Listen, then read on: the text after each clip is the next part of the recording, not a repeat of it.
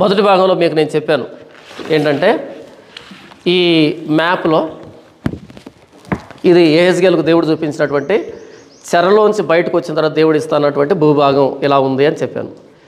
ఏం చేస్తానంటే ఈ దాను నుంచి యూదా చివరి దాకా, బెన్యామీను నుంచి గాదు చివరి దాకా చెప్పాను. ఇది 48వ అధ్యాయం 1వ వచనం నుంచి 7వ వచనం వరకు, 23వ వచనం నుంచి 29 వరకు అని చెప్పాను. ఇదంతా మొదటి భాగం అయిపోయింది. ఇప్పుడు ఈ తెల్లటి భాగం చూసావా, ఈ యూదా గోత్రం అంచు నుంచి బెన్యామీను గోత్రం అంచు వరకు ఈ మధ్యలో తెల్లటి ఈ భూభాగం ఉంది. దీన్ని గురించి మనం మాట్లాడుతున్నాం. దీని గురించి మనం ఆల్రెడీ చూసాం. ఎక్కడ అంటే 45వ అధ్యాయంలో హోలీ డిస్ట్రిక్ట్, పరిశుద్ధమైన స్వాస్థ్యము, పరిశుద్ధమైన భూభాగం పేరుతో చూసుకున్నాం. మీకు గుర్తుందా? అది 25,000 కొలకర్రలు పొడవు, 10,000 కొలకర్రలు వెడల్పు, మరలా 25,000, మరలా 10, మరలా 25,000, మరలా 5, 3 స్ట్రిప్స్గా ఉంటుంది అని చెప్పినదో 1, 2, 3 పరిశుద్ధమైన భూభాగం అని చెప్పాను. 45వ అధ్యాయంలో అక్కడ అధిపతికి భూమి ఇవ్వాలని చెప్పాను. ఇదిగో ఇటువైపు అధిపతికి, ఇటువైపు అధిపతి, పి అని ఉంది కదా, ప్రిన్స్ అని అంటే అధిపతి అని. ఇది 3 భాగాలు ఉంటుంది ఈ భూభాగం. దీన్ని చదివినిపిస్తాను. మొదట చదువుతాను, అటు తర్వాత మరలా వివరించుకుందాం. మళ్ళీ చదువుతాను ఎందుకంటే ఇది కష్టంగా ఉంటుంది. ఇక్కడ చెప్తూ మీకు వివరిస్తాను. 8వ వచనం చూడండి. యోధా వారి సరిహద్దును ఆనుకొని, ఇదే కదా యోధా వారి సరిహద్దును ఆనుకొని తూర్పు పడమరలుగా మీరు ప్రతిష్ఠించు ప్రతిష్ఠిత భూమి ఉండును. ఇదేంటంట?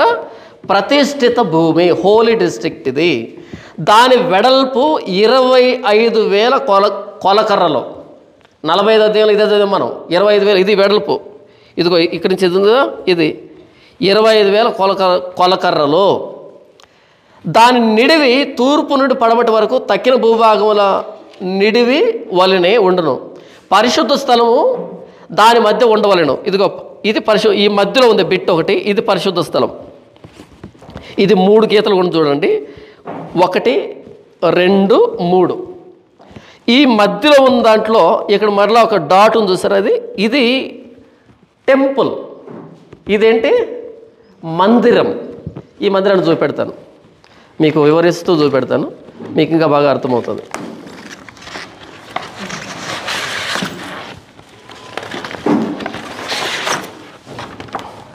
ఇదిగో అంటే అక్కర్లేదు, నేను చూపెడతాను. అంటే చూపండి సార్. ఇదిగో ఇది ఎక్కడ? ఇది మందిరం, దేవుడు చెప్పిన మందిరం. ఇది వివరిస్తుంది దీన్ని. ఇది ఎక్కడుంది? ఇదిగో ఈ తెల్లటి బాక్స్ ఉంది చూసారా, ఈ బాక్స్ని పరిశుద్ధ ప్రతిష్ఠిత భూభాగం అంటారు, హోలీ డిస్ట్రిక్ట్ అంటారు. ఇది 45వ అధ్యాయంలో ఉంది. ఇక్కడ మనం చదివినిపిస్తాను. ఇది 3 భాగాలుగా ఉంటుంది. ఈ పైన 25,000 కొలకర్రల పొడవు, 10,000 వెడల్పు. ఈ బిట్లో లేవీలు ఉంటారు. ఇక్కడ రెండో దాంట్లో మధ్యలో 25,000 కొలకర్రల పొడవు, 10,000 కొలకర్రల వెడల్పుతో ఇది పరిశుద్ధ భూభాగం. ఈ మధ్యలో నల్లగుందే, ఇది మందిరం. ఇదిగో ఇది. ఓకే, ఎక్కడో చెప్తున్నా. ఇప్పుడు చూడండి ఈ మందిరం ఎలాగుంటుందంటే, ఫస్ట్ ఇక్కడ చూడండి. ఈ మందిరం ఎలాగుంటుందంటే, మనం ఏం చేస్తాం, దీనికి బయట ఆవరణం, లోపటి ఆవరణం అని చెప్పాను కదా. ఇదిగో ఇదంతా బయట గోడ లాంటిది. ఇది అయితే ఈ గోడ ఎలాగుంటుందంటే, ఇది తూర్పు గుమ్మం. ఇది ఎప్పుడు మూత వేయబడి ఉంటుంది చెప్పానా, తూర్పు గుమ్మం. లోపటి తూర్పు గుమ్మం అంటే ఇది లోపల. దేవాలయం ఎక్కడుంది? ఇదిగో ఇది దేవాలయం. ఇది మాత్రమే దేవాలయం. ఈ దేవాలయం మీకు చూపెడతాను. సొలొమోన్ దేవాలయం మీరు చూసారు కదా, ఇది సొలొమోన్ దేవాలయం. చూసారా అంటే తలూపుతున్నాను. ఎప్పుడు చూసారు మీరు సొలొమోన్ దేవాలయాన్ని? చూడలే. ఇది సొలొమోన్ దేవాలయం. చాలా చిన్నది. ఇది 90 పొడవు, క్షమించండి 60 పొడవు. ఇది 60 పొడవు, 45 ఎత్తు, 30 వెడల్పు. అంతేనా? కాదు, 90 అనుకుంటా. 90 పొడవు, 45 ఎత్తు, 30 వెడల్పు. 90, 45, 30.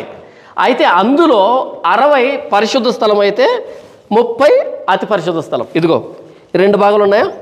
ఇదొకటి ఇదొకటి 2 భాగాలు ఉన్నాయి కదా. ఇది అతి పరిశుద్ధ స్థలం, ఇది 30 అడుగులు పొడవు, ఇది 60 అడుగులు, మొత్తం 90 అడుగులు ఉంటుంది. అంటే మన చర్చి కంటే ఇంకో చర్చి కడితే అంత పొడవు. అందులో 30 అడుగులు ఒకటి గోడ కడితే ఇది అతి పరిశుద్ధ స్థలం, అది పరిశుద్ధ స్థలం 60 అడుగులు. 90 ఇటు 30, ఎత్తు 45. ఇది సొలొమోను దేవాలయం. ఇంత చిన్నది పడిపోయింది. ఏది నెబుకద్నెజరు దండయాత్రలో ఇంత చిన్నది పడిపోయింది. దీన్ని తగలబెట్టాడు, దీన్ని కాల్చేశాడు. ఓకే, ఇది దేవాలయం అయితే ఇది బలిపీఠము, ఇది ఇత్తడి గంగాలము, ఓకే, ఇవి తొట్లు, నెట్టుకుంటూ వెళ్ళే తొట్లు అంటే కడుక్కోవడానికి. ఇంత చిన్నది ఇది సొలొమోను దేవాలయం. ఇదే బ్రహ్మాండం. ఈ బ్రహ్మాండాన్ని పడగొట్టాడు నెబుకద్నెజరు. దీన్ని పడగొడితే దేవుడు అన్నాడు, ఇది ఎందుకు పడిపోయిందంటే మీరు తప్పు చేశారు, పాపం చేశారు కాబట్టి ఇది పడిపోయింది, కూలిపోయింది. మీరు చెరలోంచి బయటకు వచ్చిన తర్వాత మర్యాదగా ఉంటే, నేను చెప్పాను కదా అక్కడ 42వ ఎక్స్ప్లెయిన్ చేశాడు, చెప్పారు మర్యాదగా ఉంటే భవిష్యత్తులో మీకు ఎలాంటి మందిరాన్ని కట్టిస్తాను. ఇదిగో ఈ మందిరాన్ని కట్టిస్తా. ఇక్కడ సొలొమోను దేవాలయం ఇది. ఇప్పుడు దేవుడు ఎంత పెద్ద మందిరం అన్నాడు? దాన్ని ఏమంటాడు అంటే ఆయన 500 మూరలు అంటాడు. ఎటు చూసినా 500 మూరలు అంటే 850 అడుగులు ఎటు చూసినా. కానీ సొలొమోను దేవాలయం 90, 30, 45. కానీ ఇది 850 ఎటు చూసినా. ఇదో ఇక్కడ సొలొమోను దేవాలయం టెంపుల్ ఉంది కదా, ఇది సొలొమోను దేవాలయం అంతే. దీనికి తూర్పు గుమ్మము, ఉత్తరపు గుమ్మము, దక్షిణపు గుమ్మము, వెనకాల గుమ్మం ఉండదు, వెనకాల దేవాలయం ఉంటుంది. అర్థమైందా? ఇప్పుడు ఈ లోపల చూడండి, ఈ 3 గుమ్మాల లోపల ఖాళీ స్థలం ఉందే, ఇక్కడ బలిపీఠం ఉంది. దీన్ని లోపటి ఆవరణం అంటారు. ఇక్కడికి ఎవరు వెళ్ళాలి? అధిపతి, ప్రధాన యాజకులు వెళ్ళాలి ఇక్కడికి లోపటి ఆవరణంలోకి. ఇదిగో ఈ దేవాలయం పక్కన ఇటువైపు గదులు ఉన్నాయి చూడండి. ఇక్కడ గదులు ఉందా? ఇక్కడ దేవాలయం పక్కనే కుడివైపున అటువైపు కూడా గదులు ఉన్నాయి. ఇవేంటివి? యాజకులకు వంటగదులు, లోపటి ఆవరణలో వంటగదులు. పోయిన వారం చెప్పుకున్నాం. ఇవి లోపల వంటగదులు. బయట వంటగదులు అని చెప్పాను. బయట ఆవరణలు ఎక్కడున్నాయి ఇవి? ఇదిగో ఈ మూల ఒకటి, ఈ మూల ఒకటి, ఈ మూల ఒకటి, ఈ మూల ఒకటి, 4 మూల. ఇది మీకు క్లారిటీ కనపడుతుంది చూడండి. ఇదిగో నేనేం చెప్పాను? ఆ వంటగదుల పైన అది ఉండదు, స్లాబ్ ఉండదని చెప్పాను. ఇదిగో స్లాబ్ లేదు చూడండి. 4 వంటగదులు ఎవరికి ఇవి? బయట వ్యక్తులకి, బయట తినే వాళ్ళకి బయట వంటగదులు ఇవి. ఈ లోపల వంటగదులు ఇవి ఎక్కడ కనపడుతున్నాయి మీకు క్లారిటీగా? ఈ వంటగదులు ఎవరికి? యాజకుల సమస్య వంటగదులు. ఇది లోపటి ఆవరణం. మనం దేవాలయం నుంచి ఒక నది బయలుదేరి వెళ్తుందని చెప్పామే. ఇదిగో నది చూడండి. ఇదిగో ఈ బలిపేట నుంచి ఇక్కడ బయలుదేరి వస్తున్న నది. ఇలా బయలుదేరి ఎక్కడ పడతాయంటే అది వెళ్ళి మృత సముద్రం. చూస్తారు ఎందుకు ఫస్ట్ మ్యాప్లో మృత సముద్రం, దాన్ని కూడా చూపించేదా? మృత సముద్రం ఎక్కడుంది? ఇదిగోండి, ఇదిగో ఇది దేవాలయం. ఈ చుక్క నల్లదే. ఇక్కడ నుంచి వెళ్ళి ఎక్కడ పోతుందంటే ఇది మృత సముద్రం. ఇక్కడ నుంచి ఇలా ఇలా ఇలా వచ్చి మృత సముద్రంలో పడుతుంది. అర్థమైందని చెప్తున్నది. ఇప్పుడు మళ్ళీ దేవాలయం దగ్గరికి వద్దాం.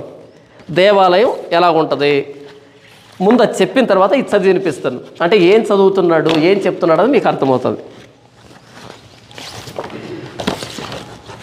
ఈ దేవాలయంలో చుట్టూ ప్రహరీలాగా ఏముంటాయంటే అన్ని గదులు ఉంటాయి. 1, 2, 3, 4, 5. 1, 2, 3, 4,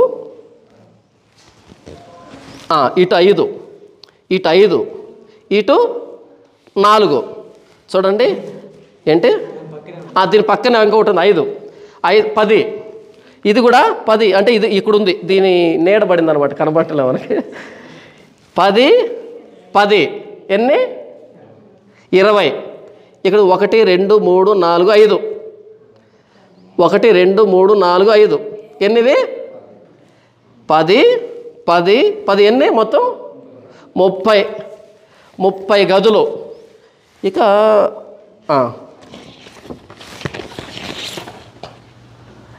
మొత్తం ఎన్ని గదులు ఉన్నాయి?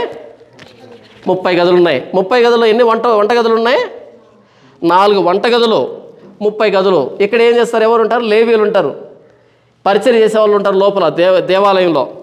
ఇదంతా బయట ఆవరణం, బయటది. ఇదో ఈ కడ్డీలు ఉన్నాయి చూసారా, ఇదంతా బయట ఆవరణం, ఇదంతా బయట ఆవరణం.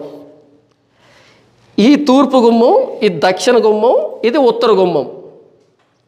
ఈ తూర్పు గుమ్మం ఎప్పుడు మూత వేయబడి ఉంటుంది, ఎందుకని యెహోవా మహిమ ఇలా ప్రవేశించింది కాబట్టి. ఇది నది, ఇలా బయలు వెళ్ళేటువంటి నది. ఇది లోపటి ఆవరణం. ఇవి యాజకులకు సంబంధించినట్టు గదులు. అటువైపు అహరోను యాజకులు ఉంటే, ఇటువైపు సాధువుకి యాజకులు ఉంటారు. ఓకే, ఇది బలిపీఠం. ఈ దేవాలయంలో మొదటి భాగం పరిశుద్ధ స్థలం, వెనక భాగం అతి పరిశుద్ధ స్థలం. ఈ వెనకాల ఉండేటువంటి గదులు ఏమంటారంటే వీటిని, ఈ సేవ చేసే వాళ్ళు వంట పాత్రలు పాడు పెట్టుకునేటువంటి గదులు అంటారు వీటిని. ఇంతవరకు అర్థమైందా? ఏది యెహెజ్కేలుకు దేవుడు చూపించిన దేవాలయం, దీన్ని వివరించాడు యెహెజ్కేలు వెళ్ళి. ఇప్పుడు మనం ప్రింట్ తీసుకున్నాం, దీన్ని వివరించాడు. ఇది వివరించగానే వాళ్ళు, అమ్మో దేవుడు ఇంత పెద్ద మందిరం ఇస్తున్నాడు మనకి, ఇది వాళ్ళు చూశారు. వాళ్ళ జీవితంలో చూసింది ఇదే, ఇంత పెద్ద మందిరమా అని వాళ్ళు పశ్చాత్తాపడాలి, మారు మనసు పొందాలి. దేవుణ్ణి, ప్రభువా మాకు ఇలాంటి మందిరం ఇస్తున్నాం అనుకోవాలి వాళ్ళు. ఇంత చిన్న మందిరం చూసిన వాళ్ళకి ఇంత పెద్ద మందిరం ఇస్తాన్నాడు ఆయన, అద్భుతమైన మందిరం ఇది. అయితే మన వాళ్ళు పశ్చాత్తాపడలే, ఇంకా చండాలంగా తయారైపోయారు. అది విషయం. ఈ దేవాలయం అర్థమైందా? ఇదిగో జీవజల నది బయలుదేరి వెళ్తుంది చూడండి. ఈ రెండు పక్కన పెట్టేద్దాం. ఓకే, ఇప్పుడు మరలా ఇక్కడికి వద్దాం, ఈ బిట్లోకి వద్దాం. ఇక్కడేముంది? 25,000 కొలకర్రలు పొడవు, 10,000 కొలకర్రలు వెడల్పు, ఒక బిట్టు. రెండో బిట్టు, ఈ మూడో బిట్టు ఏంటంటే 25,000 పొడవు ఉంటుంది, 5,000 కొలకర్రలు మాత్రమే వెడల్పు ఉంటుంది. 10, 10, 5, 25, 25, 25 పొడవు. ఈ అంచు నుంచి యోర్దాన్ నది వరకు, ఈ అంచు నుంచి మధ్యధరా సముద్రం వరకు ఉండేది ఇదేంటంటే, ఈ తెల్లది పి అని ఉంది కదా, ఇది అధిపతికి వచ్చేటువంటి భూభాగం, రాజు ఉంటాడు. ఇప్పుడు ఇది ఏం చెప్తుందంటే, ఈ తేడా మీకు ఇక్కడ అర్థమవుతుంది.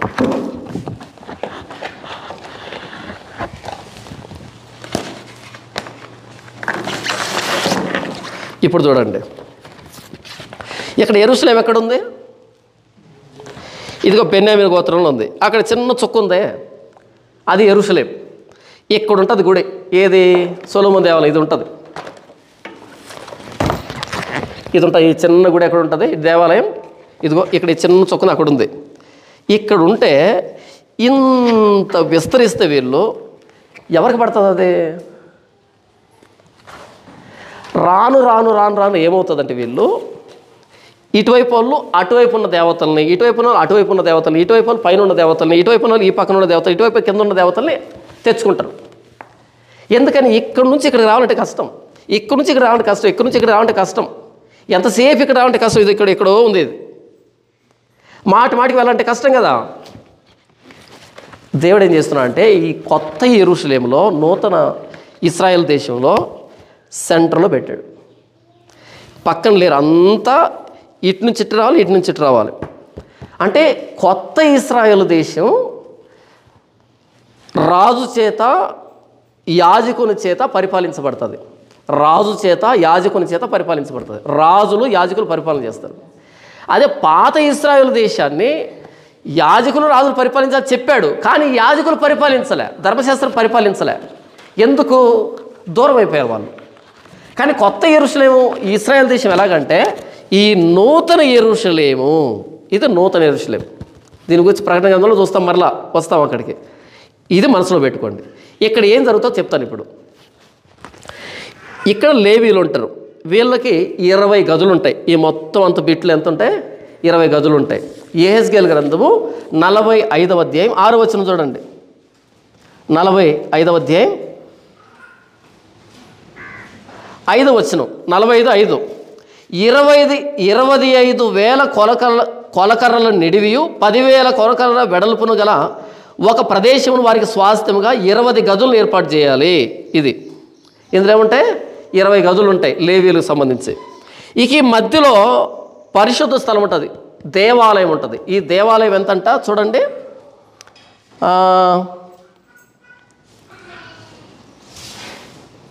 2వ వచనం. దానిలో పరిశుద్ధ స్థలమునకు 500 కొలకర్రల చచ్చౌకము ఏర్పడవలెను. 500 కొలకర్రల చచ్చౌకం. చచ్చౌకం అంటే 4 వైపులా సమానం అని. ఎంతంటే 500 కొలకర్రలు. మొత్తంగా అడుగులోకి మారిస్తే 850 అడుగులు. ఎటు చూసినా 850 అడుగులు. ఇంతవరకు గుడి దేవాలయం చూపించారు, ఆ దేవాలయం ఇక్కడ ఉంటుంది అనమాట. ఇక ఈ చివరిలో 3 భాగాలు ఉంది ఈ బిట్లో. 25,000 కొలకర్రల పొడవు, 5,000 కొలకర్రల వెడల్పు ఉన్న దీంట్లో మధ్యలో ఏముండదు, ఇక్కడ సి అని ఉంది. మధ్యలో ఏముంది ఇక్కడ? సి అంటే సిటీ అని, పట్టణం అని. ఇదేంటి ఇది మధ్యలో ఉన్నది? పట్టణం.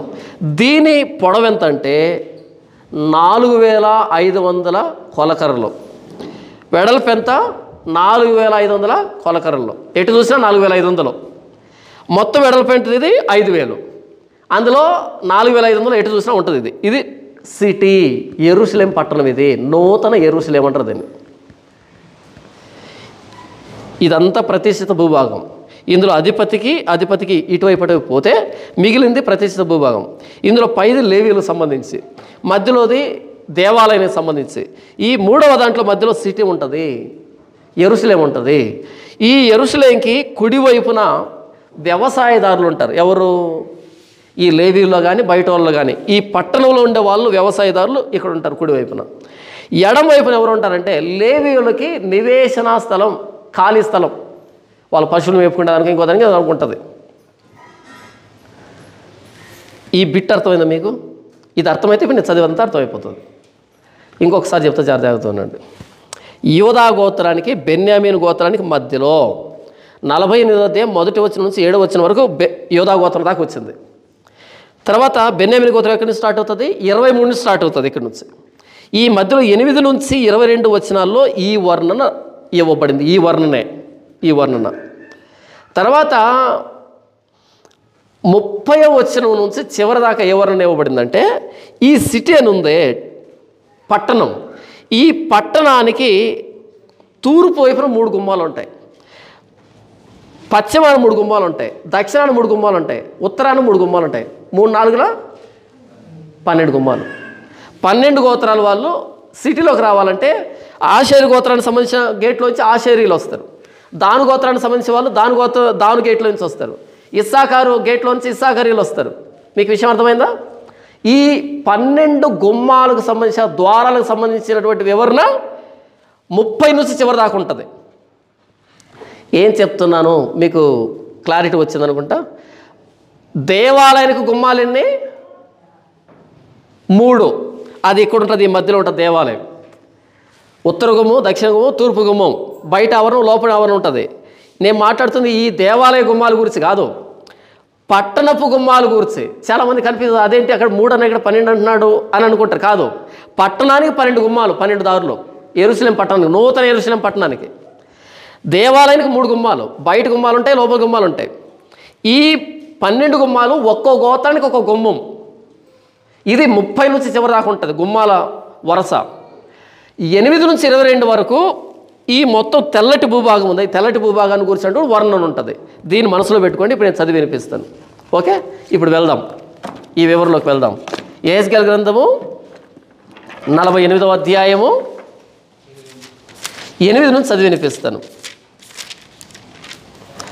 యోదావారి సరిహద్దును ఆనుకొని తూర్పు పడమరలుగా మీరు ప్రతిష్ఠించు ప్రతిష్ఠిత భూమి ఉండును.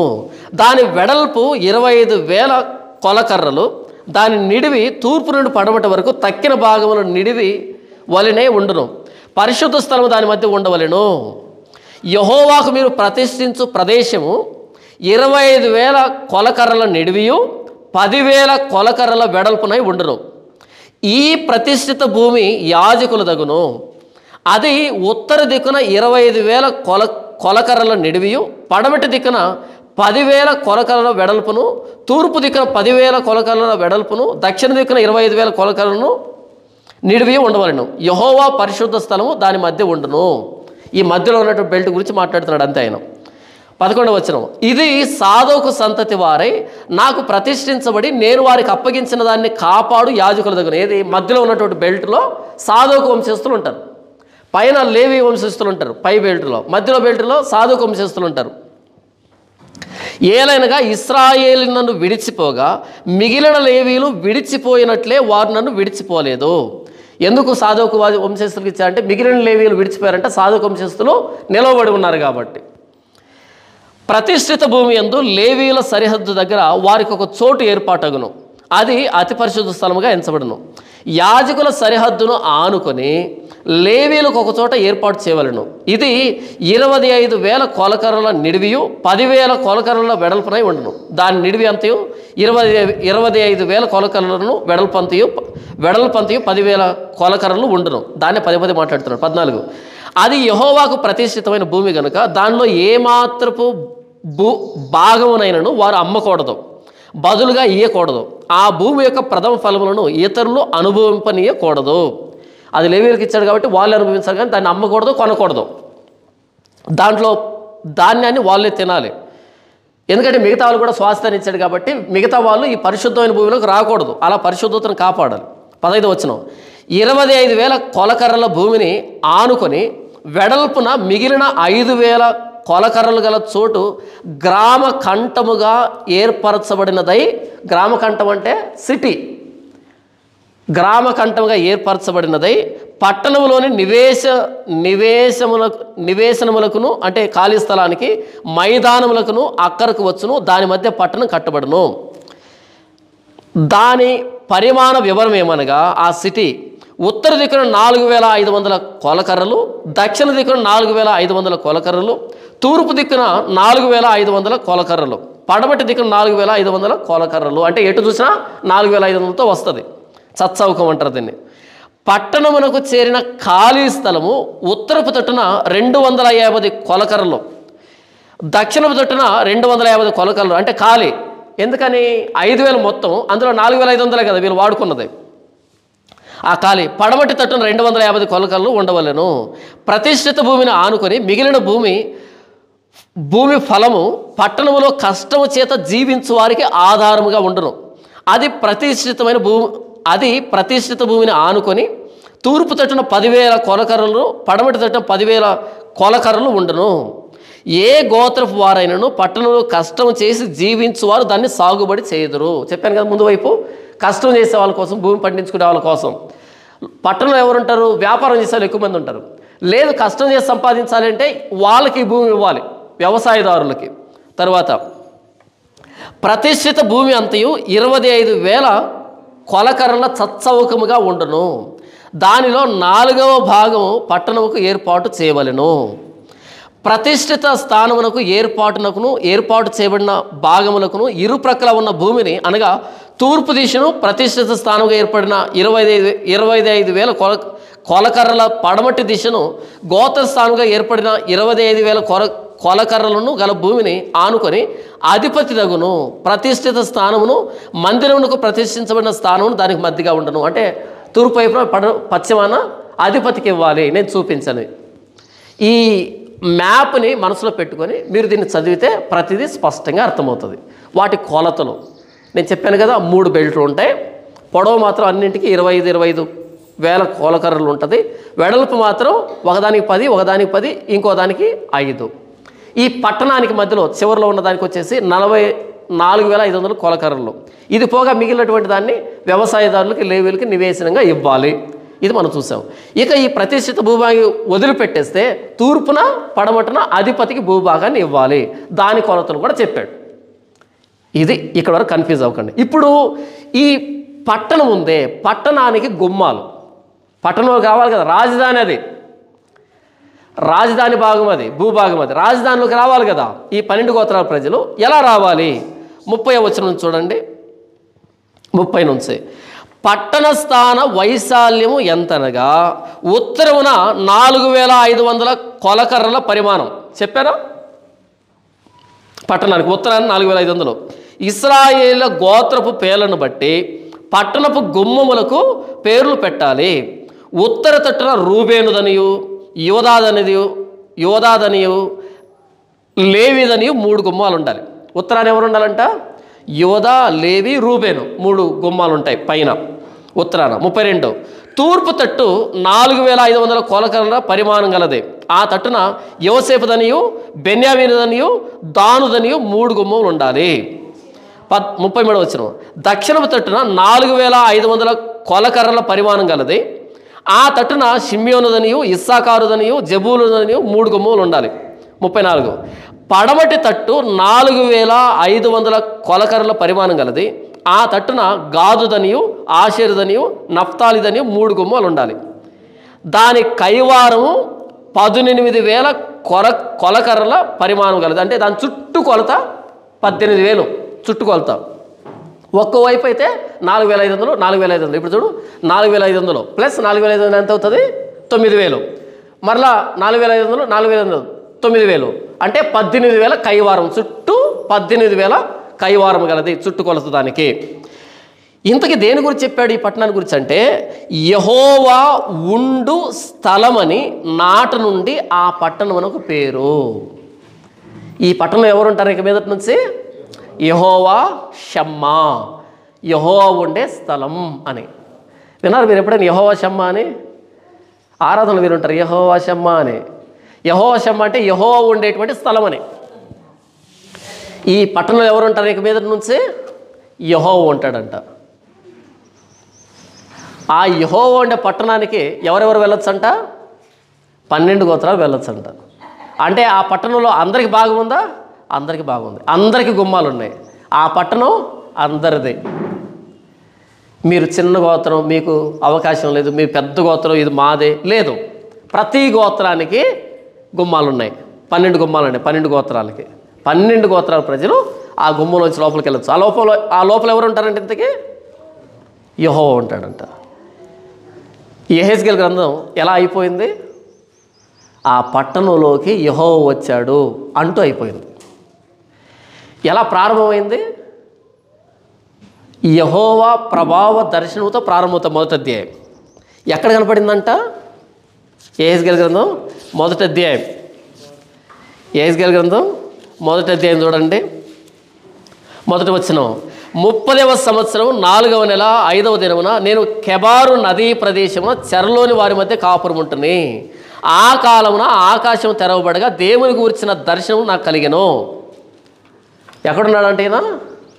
కెబారు నదీ ప్రదేశంలో టెల్ అబీబ్ అనేటువంటి ప్రాంతంలో, ఆ బబులోన్ దగ్గర టెల్ అబీబ్ అనే ప్రాంతంలో ఆ యూఫ్రటీస్ నది 2గా చీలిపోతే ఆ నదుల మధ్య ఉన్నటువంటి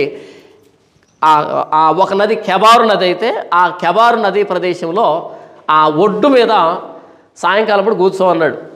ఆలోచిస్తూ కూర్చున్నాడు. నాకు 30 సంవత్సరాలు వచ్చాయి, నేను లేవీయుణ్ణి. ఇదే 30 సంవత్సరాలు నేను యెరూషలేములో ఉంటే, మేము చెరలో లేకుండా యెరూషలేములో ఉంటే కనుక నేను ఇప్పుడు యాజకుని అయ్యేవాడిని కదా. 20 సంవత్సరాలప్పుడు పనిలో పెట్టబడి 5 సంవత్సరాలు ట్రైనింగ్ పూర్తి చేసుకొని 30వ సంవత్సరంలో యాజకుణ్ణి కావాలి కదా నేను. కానీ ఇక్కడ ఈ చెరలో బానిసగా బ్రతుకుతున్నాను అని ఆలోచిస్తున్నాడు. ఆ కెబారు నదీ ప్రదేశంలో ఒడ్డు మీద కూర్చొని సాయంకాలం పూట. నీకు అర్థమవుతుందా? ఎందుకు యేసు ప్రభు 30 సంవత్సరాలు బాప్తిజం తీస్తున్నాడు? ఆయన బాప్తిజం తీస్తున్నప్పుడు 30 సంవత్సరాల ఈడు గలవాడు. ఎందుకని 30 సంవత్సరాలు బాప్తిజం తీస్తున్నాడు? 30 సంవత్సరాలు అన్నది యాజకత్వం చేసేటువంటి వయసు. అది అప్పుడు 30 సంవత్సరాల్లో యాజకునికి అర్హత వస్తుంది, యాజకుడిగా నియమించబడతాడు. 20 సంవత్సరాలప్పుడు ప్రతిష్ఠించబడితే, అంటే ఆ అప్రెంటిస్గా, అంటే పని నేర్చుకోవడానికి నియమించబడితే 30 సంవత్సరాలకి యాజకునిగా ప్రతిష్ఠించబడతాడు. కానీ యేసు ప్రభు చిన్నప్పటి నుంచే తల్లిదండ్రులు లోబడుతున్నాడు, ధర్మశాస్త్రాలు పెరుగుతున్నాడు. అన్ని విషయాల్లో ఆయన తన వాడుక చొప్పున సమాజ మందిరంలోకి వెళ్ళి, ఆయన వాడుక సమాజ మందిరంలోకి వెళ్ళడం, బోధించడం, వినడం, ఇదంతా కూడా 30 సంవత్సరాలప్పుడు ఆయన బాప్తిజం తీసుకున్నాడు. అది విషయం. 30 సంవత్సరాల వయసులో యెహెజ్కేలు కెబారు నదీ ప్రదేశంలో సాయంకాలం పూట అలా కూర్చొని ఆకాశం వైపు చూస్తూ, నేను ఇప్పుడు చెరలో ఉన్నాను, బానిసగా ఉన్నాను. ఇదే 30 సంవత్సరాలప్పుడు నేను యెరూషలేములో యాజకునిగా ప్రతిష్ఠించబడాలి, యాజకత్వం చేయాలి, దేవుని సేవ చేయాలి అని ఆలోచిస్తుంటే, అప్పుడు అకస్మాత్తుగా ఆకాశం తెరవబడడం, ఒక బలమైన తుఫాను గాలి లాంటి గాలి రావడం, అందులో చూస్తే నిగనిగ మెరుస్తున్నటువంటి నీలకాంతమైనటువంటి ఆ దర్శనము, అందులో 4 జీవులు, వారి ముఖాలు, వారి రెక్కలు, వారి మీద మండలం లాంటిది, దాని మీద సింహాసనం, దాని మీద జ్వాలామయమైనటువంటి ఒక వ్యక్తి కూర్చొని ఉండడం, అలా ఆ వ్యక్తి దగ్గరికి రావడం. ఇంతకు అదేంటంటే ఆ దర్శనం అంతా అయిపోయిన తర్వాత 28వ వచనం చూడండి. వర్షధనుస్సు వర్షాకాలంలో కనబడు ఇంద్రధనుస్సు యొక్క తేజస్సు వలె దాని చుట్టూ ఉన్న తేజస్సు కనబడెను. ఇది యెహోవా ప్రభావ స్వరూప దర్శనం. నేను చూచి సాగిలపడగా నాతో మాట్లాడు ఒకని స్వరం నాకు వినపడెను. యెహోవా ప్రభావ స్వరూప దర్శనం. మొదటి అధ్యాయంలో యెహోవా ప్రభావ స్వరూప దర్శనం ఎక్కడ కనపడింది? యెహెజ్కేలుకి యెరూషలేములో కాదు. ఎక్కడ కనపడింది? తేలాబీబు, బబులోను కనపడింది. అక్కడేం పని చేస్తున్నాడు దేవుడు? ఆయన ఉండాల్సింది యెరూషలేములో, ఆ దేవాలయంలో, అతి పరిశుద్ధ స్థలంలో ఉండాలి. ఎక్కడ కనపడ్డాడు ఆయన? అక్కడ బబులోను కనపడ్డాడు. ఎందుకు కనపడ్డాడు? ఇక్కడ వీళ్ళు చేస్తున్న పాపాలను బట్టి. 2వ అధ్యాయం చూడండి. నరపుత్రుడా, నీవు చక్కగా నిలవబడము, నేను నీతో మాట్లాడవలను అని అంటే ఆ దర్శనం వచ్చినప్పుడు ఆయన సాగిలపడ్డాడు కదా. అప్పుడు లేచి నిలబడి నీతో మాట్లాడాలి. ఏం మాట్లాడాలి? 3వ వచనం, ఆయన నాతో ఇట్లా, నేను నరపుత్రుడా, నా మీద తిరుగుబాటు చేసిన జనుల యొద్దకు, ఇశ్రాయేలు యొద్దకు నిన్ను పంపుతున్నాను. ఎవరి దగ్గర పంపిస్తున్నా అంట? వాక్యం చెప్పమని. నా మీద తిరుగుబాటు చేసిన వాళ్ళ దగ్గర పంపిస్తున్నా. ఎంత కానికిస్తారు చెప్పండి? ఎవరంటే వీళ్ళు నా మీద తిరుగుబాటు చేసిన వాళ్ళ దగ్గరికి వాక్యం చెప్పడానికి పంపిస్తున్నా. ప్రభా ఏమాత్రం ఇస్తారు ఎంతకి? ఇవ్వడం కాదు ఆయన, నిన్ను ప్రాణాలతో వదిలిపెట్టడం మహద్భాగ్యం. అది విషయం. మొన్న నేను నా ఫ్రెండ్తో ఒక మాట మాట్లాడుతున్నా. ఈ మధ్య తెలుగు రాష్ట్రాల్లో జరిగినటువంటి గందరగోళ పరిస్థితి తెలుసు కదా. గందరగోళం అయిపోయింది పరిస్థితి అంతా అబద్ధాన్ని నమ్మడం ప్రారంభించారు. అబద్ధాన్ని నెత్తికెక్కించుకున్నారు. నేను ఒక నిలవబడి చెప్పాను, అది అబద్ధం, నేను చెప్తున్నది నిజం అంటే అందరు కలిసి ఏం చేశారు మనల్ని? నేనంటే ఆర్ఎస్ఎస్ ఏజెంట్ అంట. నాకు ఆర్ఎస్ఎస్ డబ్బు ఇచ్చి, చూడు ఇంత అద్భుతంగా వాక్యం చెప్పమని, మ్యాపులు తీసుకొని వివరించమని ఆర్ఎస్ఎస్ చెప్తే నేను వచ్చి చెప్తున్నాను. నేను సాయంకాలం వాళ్ళు అదే మీటింగు. జాన్పాల్ ఎవరంట? ఆర్ఎస్ఎస్ ఏజెంట్ అంట. తర్వాత వ్యభిచారి, తర్వాత త్రాగుడు పోతూ, నేను రాత్రి తాగి పడుకుంటే తెల్లవారేటప్పటికి ముఖం ఉబుకుతుందంట నాకు. మీరు ఎప్పుడైనా చూసారంటే ముఖం ఉబికినప్పుడు? రోజు చూస్తుంటారు కదా. సాయంకాలం పడుకొని తాగి పడుకుంటే పొద్దునకల్లా ముఖం ఉబికుతుందంట నాకు. ఎందుకని? చనిపోయిన వ్యక్తి ముఖం ఉబ్బికింది, తాగితే ఉబ్బుకుతుందని చెప్పాను నేను. అందుకని దాన్ని పట్టుకొని ఏం చేశారు? నాకంట కట్టి వీడు తాగుతాడు. 100 మంది వింటారు. 100 మందిలో 10 మంది అబద్ధాలు అనుకుంటారు. 90 మంది ఏమో తాగుతాడేమో అని అనుకుంటారు. ఆ తర్వాత ఏంటి? నాకు డబ్బు అంటే విపరీతమైన పిచ్చి అంట. నాకు ఇప్పుడు మన కారు ఉందా? ఎప్పుడు కొన్నా మన కారు మనం? మొన్ననే అక్కడ రాజమండ్రి ఒక ఆయన చచ్చిపోతే దాన్ని యాక్సిడెంట్ అని చెప్తే నాకు వచ్చింది ఆ కారు. అంతేనా? కారు కొని 2 నెలలు అవుతుంది. 2 నెలలు కదా మన కారు కొని. ఈ కారు వాళ్ళు ఇచ్చారంట మనకి. ఎవరు? మతోన్మాదులు ఇచ్చారంట, ఆర్ఎస్ఎస్ వాళ్ళు ఇచ్చారంట మన కారు. మరి సరేలే, ఎవరిస్తే ఉండదు, కారులో తిరుగుతున్నాం. 2 నెలలు ఎందుకు కొని? రోజు రాత్రి తాగకపోతే నాకు నిద్ర పట్టదు. మరి అంతే కదా, రకరకాల ఆలోచనలు. ఏం చేద్దాం? తాగుతానంట. నా మీద పోలీస్ కేసు పెట్టి కాళ్ళని పగలగొట్టేశారంట ఆర్ఎస్ఎస్ వాళ్ళు. కొట్టి అప్పుడు నా దగ్గర మాట్లాడించారంట. మరి ఎప్పుడైనా కుంటుతూ కనిపించానండి మీకు? ఈ మధ్యతో కుంటారు కదా, అదే అన్నమాట.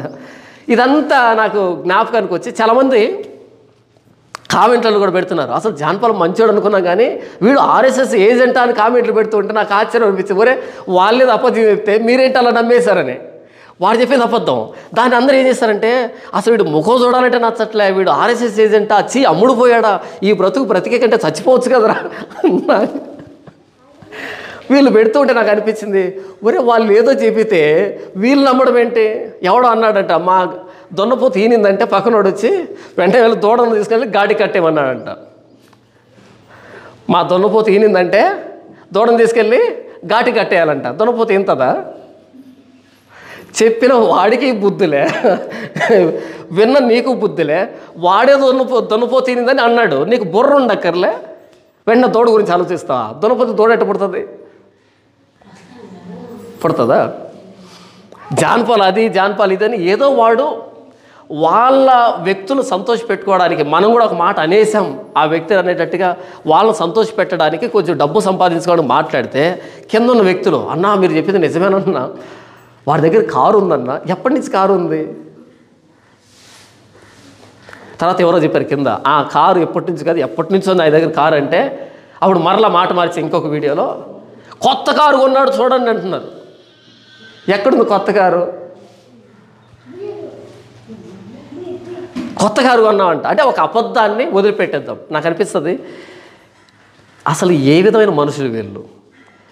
లేని వార్తను పుట్టింపకూడదు. అక్కడి నుంచి మొదలుపెట్టి అన్నీ లేని వార్తలే.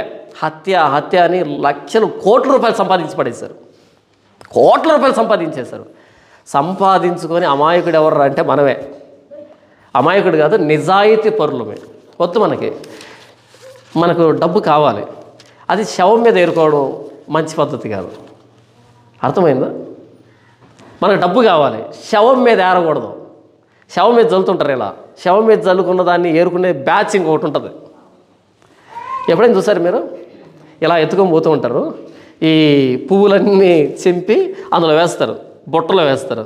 ఆ మరమరాలు, పువ్వులు, తమలపాకులు, ఒక్కలు ఏంటంటే వేసి అందులో ఒక 1000 రూపాయలకి 5 రూపాయల పిల్లలు, 2 రూపాయల పిల్లలు, రూపాయి పిల్లలు, 10 రూపాయల పిల్లలు వేసి బాగా తిప్పుతారనమాట. తిప్పి ఇలా తీసి ఇలా విసురుతాడు ఆ శవం మీదకి.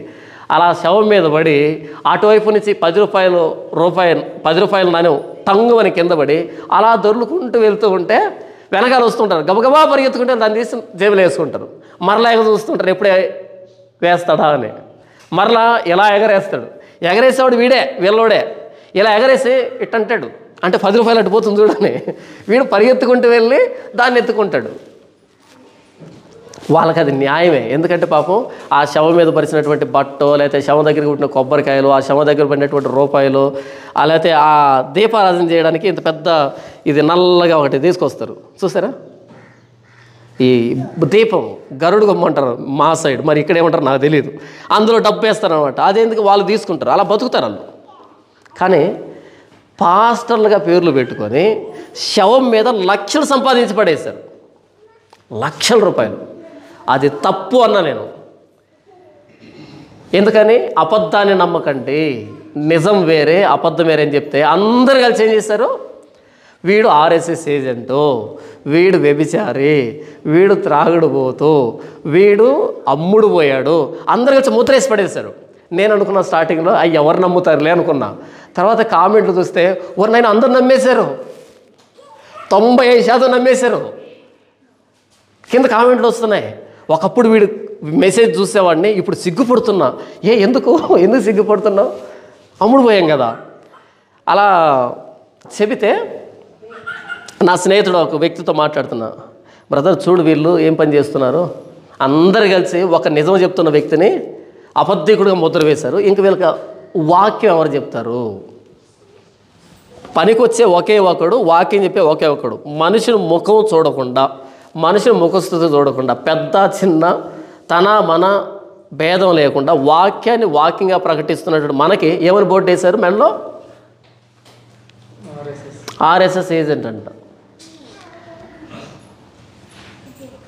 నా బాధ అనిపించి చాలాసేపు, అంటే చాలా రోజులు ఆలోచించి నిజమైతే చెప్పాను, నిజానికి కట్టుబడి ఉంటాను, ఎన్ని పరిస్థితులు వచ్చినా కట్టుబడి ఉంటాను. కానీ వాక్యం ఆగిపోతుంది, వాక్యానికి అడ్డు కట్టబడుతుంది.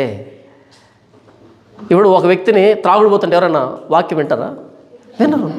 చూడు ఆ కారు వాళ్ళు ఇచ్చింది అంటే నమ్మేశారు చాలామంది. అప్పుడు బాధ అనిపించింది, చాలా రోజులు బాధ అనిపించి నా ఫ్రెండ్తో పంచుకుంటున్నా. ఈ విధంగా వాక్యం చెబుతున్న ఒకే ఒక్క వ్యక్తిని కొత్త రోడ్ నుంచి ఒక వీడియో యూట్యూబ్లోకి వెళ్ళిందంటే బైబిల్లో ఒక లేఖన భాగాన్ని ప్రాణం వస్తుందని అర్థం. చూడండి, ఇవి ప్రింట్ తీసుకొచ్చానా? ఇవి ఎక్కడ తీసుకొచ్చింటా మీకు ఏమైనా ఐడియా ఉందా? No idea. ఈ సైజు, ఈ పేపరు ఎక్కడ ప్రింట్ తీసుకొచ్చాను నేను? ఎప్పటి నుంచి ఆలోచించాను ఇలా తీసుకురావాలని. ఇది తీసుకొని రాకుండా వాకింగ్ చెప్తే కుదరదా? దీనికి ఎంత ఖర్చు అయి ఉంటుంది చెప్పండి పోనీ. వీటికి ఎంత ఖర్చు అయి ఉంటుంది?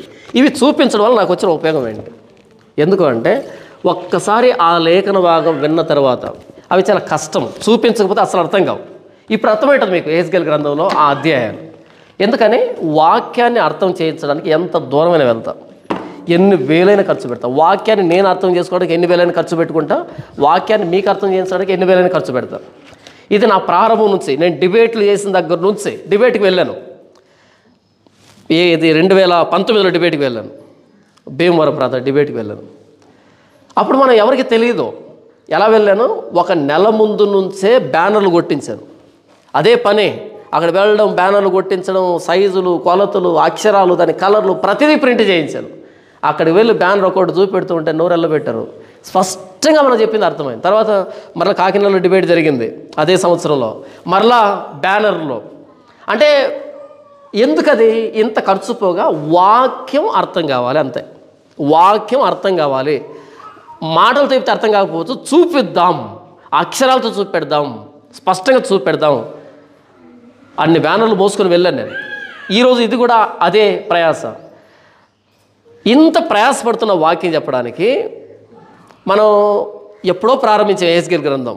ఈరోజు యెహెజ్కేలు గ్రంథం 48వ అధ్యాయం చివరి వచనం వివరించేస్తాను, అయిపోతుంది. యెహెజ్కేలు గ్రంథాన్ని ఫినిష్ చేసేసాను. ఎంత తృప్తిగా తెలుసా నాకు. ఇంతవరకు చరిత్రలో ఎవడు కూడా ప్రతి వచనాన్ని తగిన వాడు లేడు. ఫస్ట్ టైం కొత్త రోడ్డు వేదికగా యెహెజ్కేలు గ్రంథాన్ని ప్రతి వచనాన్ని చప్పరించి వదిలిపెట్టేశాం. ప్రతి వచనాన్ని దాంట్లో ఉన్న సారాన్ని బయటికి విధిసేసాం. మరలా ఏ వివరణ ఇది? స్పష్టమైన ఖచ్చితమైన వివరణ, ఊహాగానాలు లేవు. స్పష్టంగా ఒక్కసారి ఇది విన్నారా, ఇక యెహెజ్కేలు గ్రంథం వాళ్ళు అంత వంట పట్టించుకుంటారు. అంత అద్భుతంగా వివరించాం.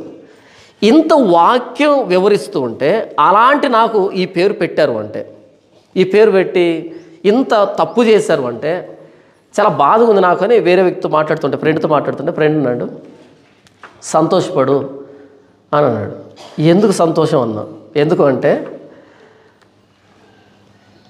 వాళ్ళు కట్టుకున్న సామ్రాజ్యాలు పెద్దవి, వాళ్ళ దగ్గర ఉన్న డబ్బు చాలా మొత్తంలో ఉంది, వాళ్ళకు తెలిసిన పలుకుబడి చాలా మొత్తంలో ఉంది. వాళ్ళు నిన్ను ఏమీ చేయకుండా వదిలిపెట్టారు, సంతోషపడు అని అన్నాడు. కాసేపు ఆలోచించారు, నిజమే కదా అని. మీకు అర్థమవుతుందా? వాళ్ళు కట్టుకున్న సామ్రాజ్యం కొన్ని కోట్ల రూపాయల సామ్రాజ్యం కదా. ఆ కోట్ల రూపాయల సామ్రాజ్యం మీద వ్యతిరేకంగా మాట్లాడుతున్నాం కదా. ఏమీ చేయకుండా వదిలిపెట్టారు. వాళ్ళకి దేవుడు భయం లేదు. విచ్చలవిడిగా అబద్ధాలు చెప్తున్నారు, బూతులు మాట్లాడుతున్నారు, విచ్చలవిడిగా లేని వార్తలు పుట్టిస్తున్నారు, కేసులు అంటారు, పోలీస్ స్టేషన్లు అంటారు. కోట్ల రూపాయల సామ్రాజ్యం ఒక్కొక్కటిది. దేవుడు నిన్ను కాపాడాడు కాబట్టి ఇలా ఉన్నావు, నిన్నేం చేయలా, సంతోషపడు. కేవలం మాటలే మాట్లాడుతున్నారు, సంతోషపడు. అప్పుడు ఆలోచించారు మరలా, కదా నిజమే కదా, వీళ్ళంతా అపార్థం చేసుకుంటున్నారని బాధపడుతున్నాను తప్ప ఇంత ఉపద్రవం నుంచి దేవుడు నన్ను బయట వేశాడని నాకు అర్థం కాలేదే అని చాలా సంతోషపడ్డాను. నేను చెప్పింది అర్థమైందా మీకు? ఎందుకు చెప్పాను ఇదంతా? 3వ వచనం, నరపుత్రుడా, నా మీద తిరుగుబాటు చేసిన జనుల యొద్దకు, ఇశ్రాయేలీయుల వద్దకు నిన్ను పంపుచున్నాను. ఎవరంటే వీళ్ళంతా? ఇశ్రాయేలీయులు, నా మీద తిరుగుబాటు చేసిన వాళ్ళు. తిరుగుబాటు చేసిన వాళ్ళ దగ్గరికి యెహెజ్కేలు వెళ్తే ఎంత ఇస్తారు కానుక? కానుక కాదు, కంఠంలో ఊపిరుండి మరలా బయటకు వస్తే అదే చాలు. ఎందుకని? దేవుడి మీదనే తిరుగుబాటు చేసిన జాతిది. ఒక్కొక్కడు ఎకరాలు చర్చిలు కట్టుకున్నారు, సామ్రాజ్యాలు స్థాపించుకున్నారు. ఒకసారి చూశాను ఏం చెప్తారు వీళ్ళని, కోపం వచ్చి బాధ అనిపించి, సరే ఇంతమంది అంటున్నట్టుగా నేనేమన్నా దైవజనులకు వ్యతిరేకంగా మాట్లాడుతున్నానా? చాలామంది దైవజనులకు వ్యతిరేకంగా మాట్లాడుతున్నాడు, దైవజనులకు వ్యతిరేకంగా మాట్లాడుతుంటే, సరే వీళ్ళ మాటను ఎందుకు మనం నిర్లక్ష్యం చేయాలి, చూద్దాం వీళ్ళు ఏమైనా ఏ కోణంలో అయినా దైవజనులా కనబడతారేమో నొక్కాను. నొక్కితే దేవుణ్ణి కన్నీళ్ళు చూస్తున్నాడు ప్రసంగం. కన్నీళ్ళు రకాలు ఉంటాయి. ఎందుకు ఏడుస్తున్నావు ఇంతకీ? జోదం ఆడాడు, డబ్బు పోయింది, ఏడుపు వస్తుంది రాదా? అంటే వాడి కన్నీళ్ళు కూడా దేవుడు చూస్తున్నాడా? ఎర్రచందనం స్మగ్లింగ్ చేస్తున్నాడు, మోకాలు చెప్పులు తీసేశారు ఫారెస్ట్ వాళ్ళు, వాడికి కూడా కన్నీళ్ళు వస్తాయి, చూస్తున్నాడా? అంటే నీ చర్చికి వచ్చి కూర్చుంటే వాళ్ళ కన్నీళ్ళు దేవుడు చూస్తున్నాడా? మీకు అర్థమవుతుందా? దైవ చిత్తానుసారమైన దుఃఖము రక్షణార్థమైన మారు మనసును పుట్టిస్తుంది అని రాయబడింది బైబిల్లో. దైవ చిత్తానుసారమైన దుఃఖము రక్షణార్థమైన మారు మనసును పుట్టిస్తుంది. ఏ కన్నీళ్ళలో దేవుడు చూస్తాడు? దేవుడి కోసం ఏడుస్తూ ఉంటే చూస్తాడు ఆయన. కానీ చర్చిలో వాళ్ళు ఎందుకు ఏడుస్తారు? వచ్చి ఒక ఆవిడ గ్యాస్ ట్రబుల్, నేను చెప్పాను ఇంతకుముందు ఒకసారి, ఆ లోపల కూర్చొని బైబిల్ ప్రిపేర్ అవుతున్నాను. ఆదివారం 9:30కు చర్చ స్టార్ట్ అవుతే 8 గంటలకు వచ్చింది ఆ ఆవిడ, ముసలావిడ వచ్చి 2 చేతులు పైకి ఎత్తింది, ప్రార్థన చేస్తుంది. చిన్నగా అది గట్టిగా చేస్తుంది. ఎవరో గొనుగుతున్నారు అన్నట్టుగా అనిపించింది. సరే అని కొంచెం నిదానించి విన్నాను. వింటే ఇక్కడ నుంచి శబ్దాలు వస్తున్నాయి. ప్రార్థన చేస్తుంది, కన్నీళ్ళు పెట్టుకొని ఏడుస్తూ ప్రార్థన చేస్తుంది. భలే ముచ్చట అనిపించింది. ఎందుకని మన చర్చిలో నాకు వ్యక్తి 8 గంటలకే వచ్చి కన్నీటితో ప్రార్థన చేస్తుంది దేవుని సన్నిధిలో అంటే ముచ్చట అనిపించింది. ముచ్చట అనిపించి అంత విన్నాను. ప్రార్థన అయిపోయింది, ఆమెనంది గట్టిగా. అటునుంచి అటు బయటకు వచ్చి అక్కడికి వచ్చి, ఏవా పొద్దున్న వచ్చి ఏడ్చేసి ప్రార్థన చేస్తున్నా, ఏమైంది అన్న. నాయన రాత్రి అంతా నిద్ర లేదు నాయన, ఒకటే గ్యాస్ ట్రబుల్ నాయన అని అంది.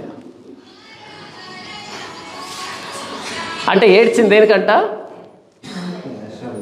గ్యాస్ ట్రబుల్కి, గ్యాస్ ట్రబుల్ కోసం ఏడ్చింది. ఈ కన్నీళ్ళు దేవుడు చూస్తాడా?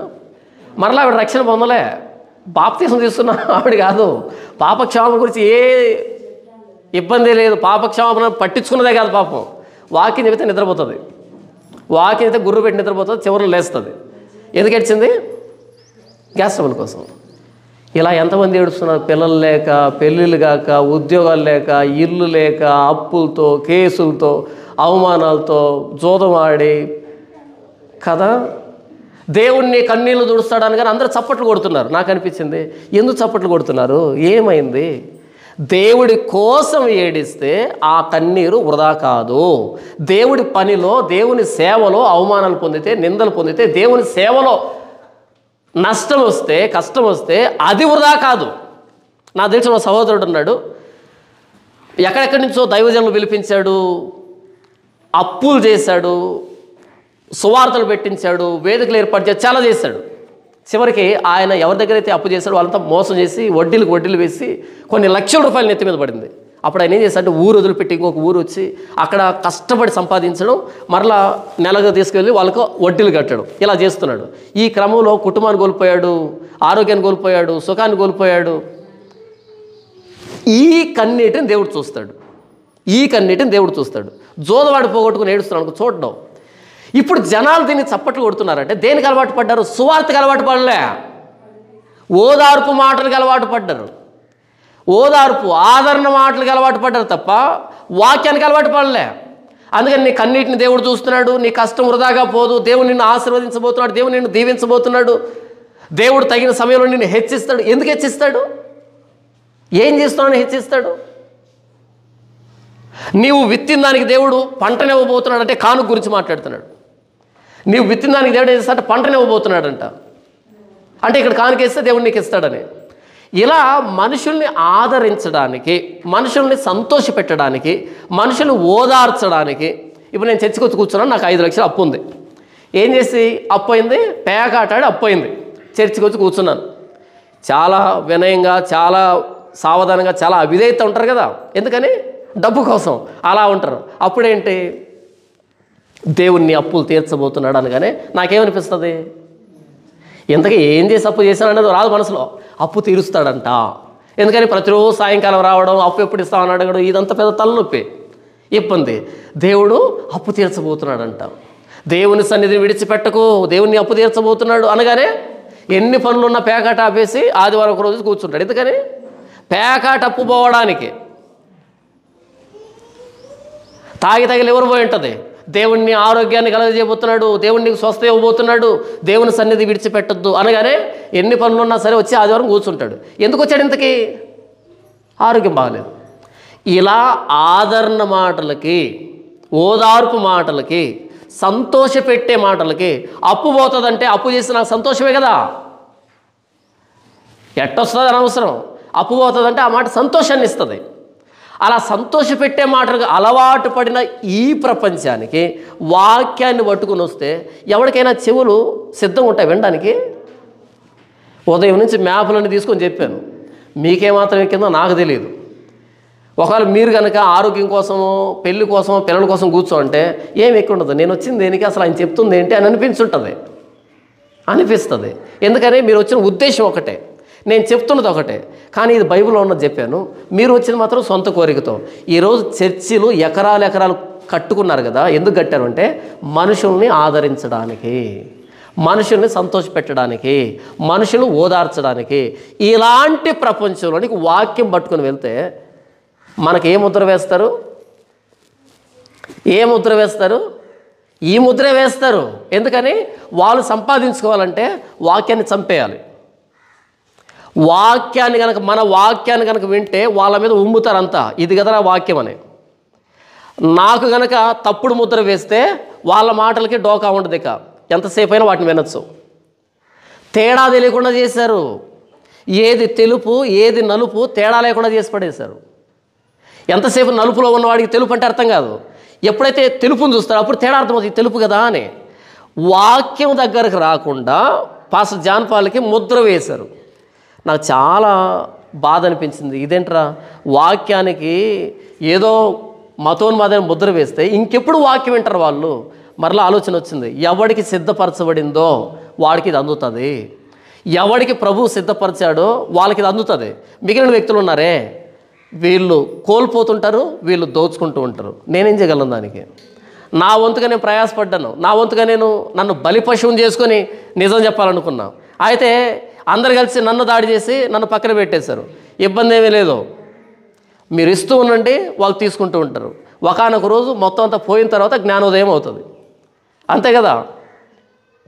మొత్తం అంతా పోగొట్టుకున్న తర్వాత వేలకు ఇచ్చిన తర్వాత ఒకానొక రోజు జ్ఞానోదయం అవుతుంది. ఆ రోజు సిగ్గుపడుదురు కానీ అందరు కలిసి, నాకేంటి నొప్పి, ఇచ్చే వాడికి లేని నొప్పి, తీసుకునే వీడికి లేని నొప్పి, మనకెందుకు?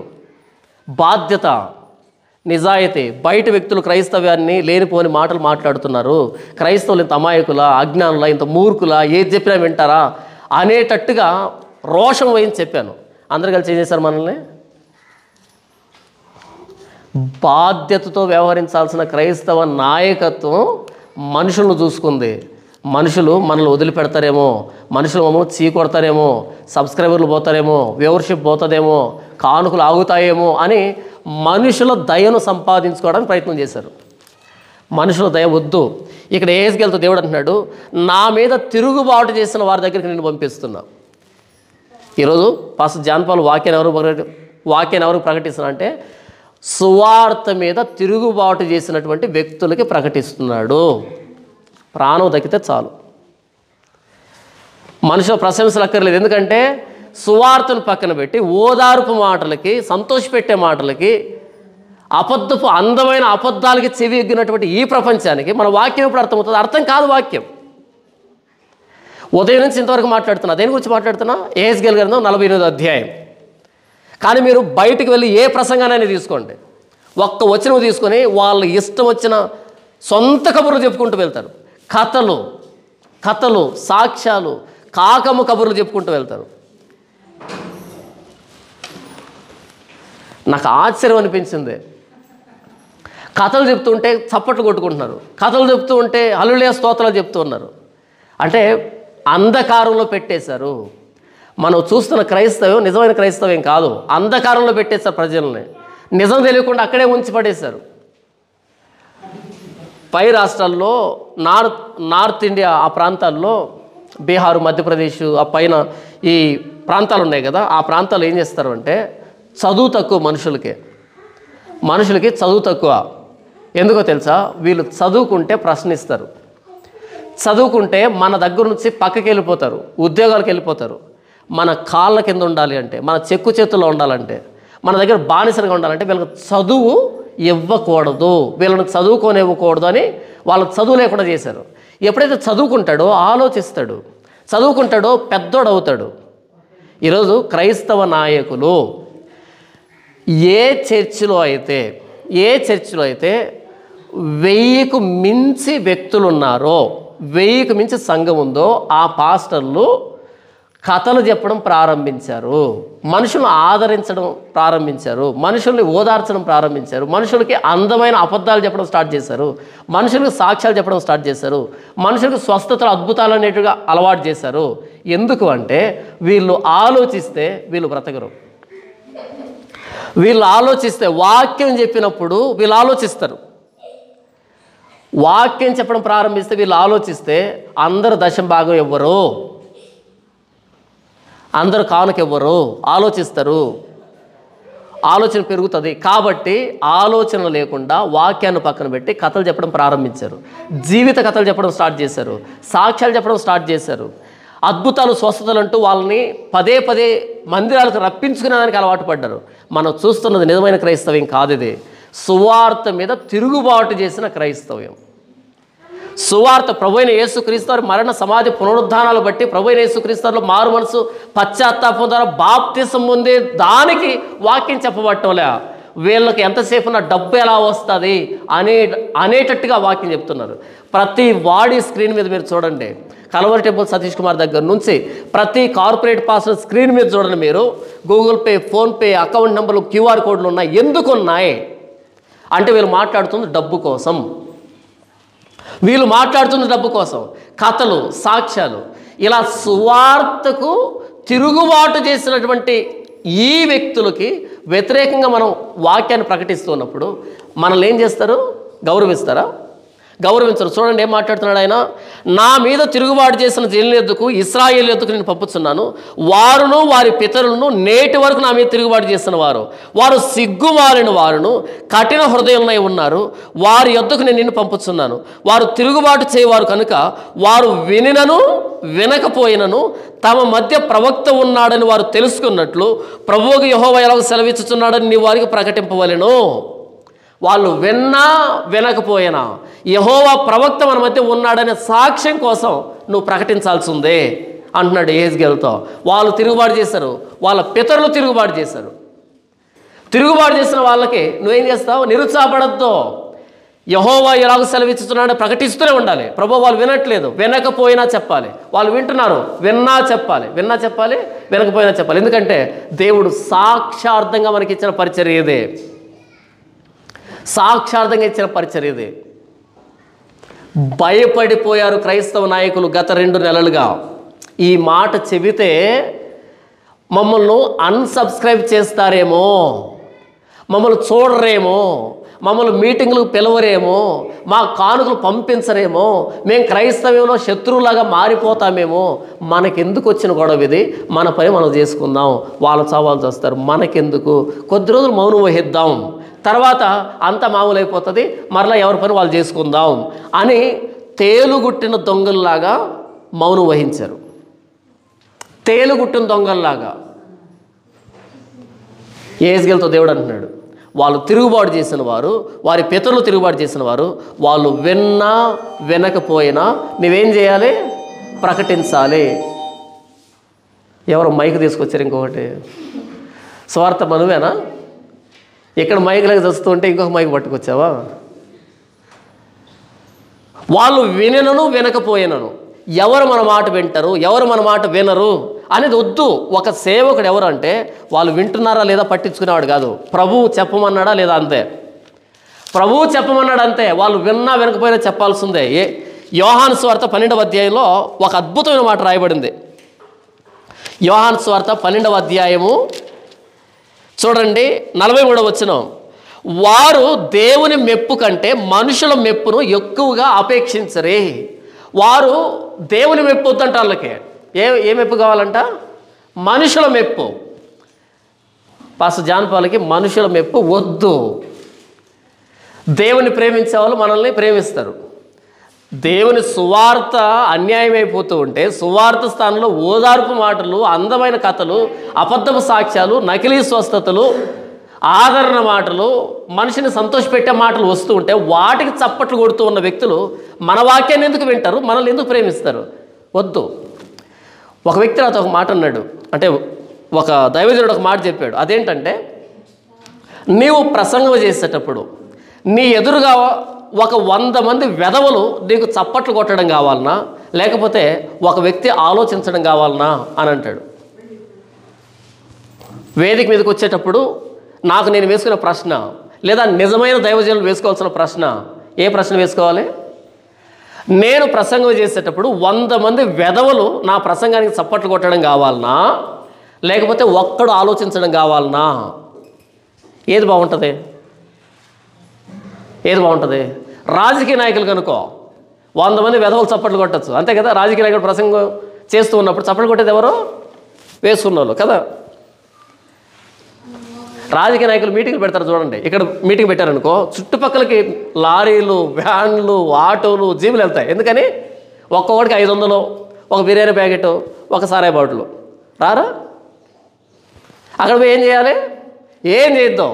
ఆయన ఏం చెప్పినా చెప్పకపోయినా మధ్యలో ఒక పొరపోయి తగ్గినా సరే విజిల్ చేయాలి, చప్పట్లు కొట్ట. అబ్బా ఏం తగ్గాడన్నా, అసలు ఏం పొరపోయిందన్నా అదే కొట్టాలా కదా.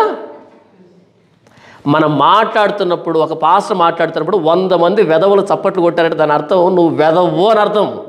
వెధవకు వెధవే నడుస్తాడు. వాక్యం చెప్తే చప్పట్లు ఎందుకు కొడతారు? ఈ మధ్య సంప్రదాయం తెలుసా మీకు? ఒక పాస్టరు వాక్యం చెప్తూ ఉంటే చప్పట్లు కొడుతున్నారు కింద. చప్పట్లు ఎందుకు? చప్పట్లు కొట్టేది సినిమా థియేటర్లో కదా, చప్పట్లు కొట్టేది రికార్డింగ్ డాన్స్ దగ్గర కదా, చప్పట్లు కొట్టేది రాజకీయ నాయకుల దగ్గర కదా. అపోస్తులు ప్రసంగం చేస్తారు, ఎవరైనా చప్పట్లు కొట్టారా? అబ్బా ఏం చెప్పా పౌలు చప్పట్లు కొట్టారా?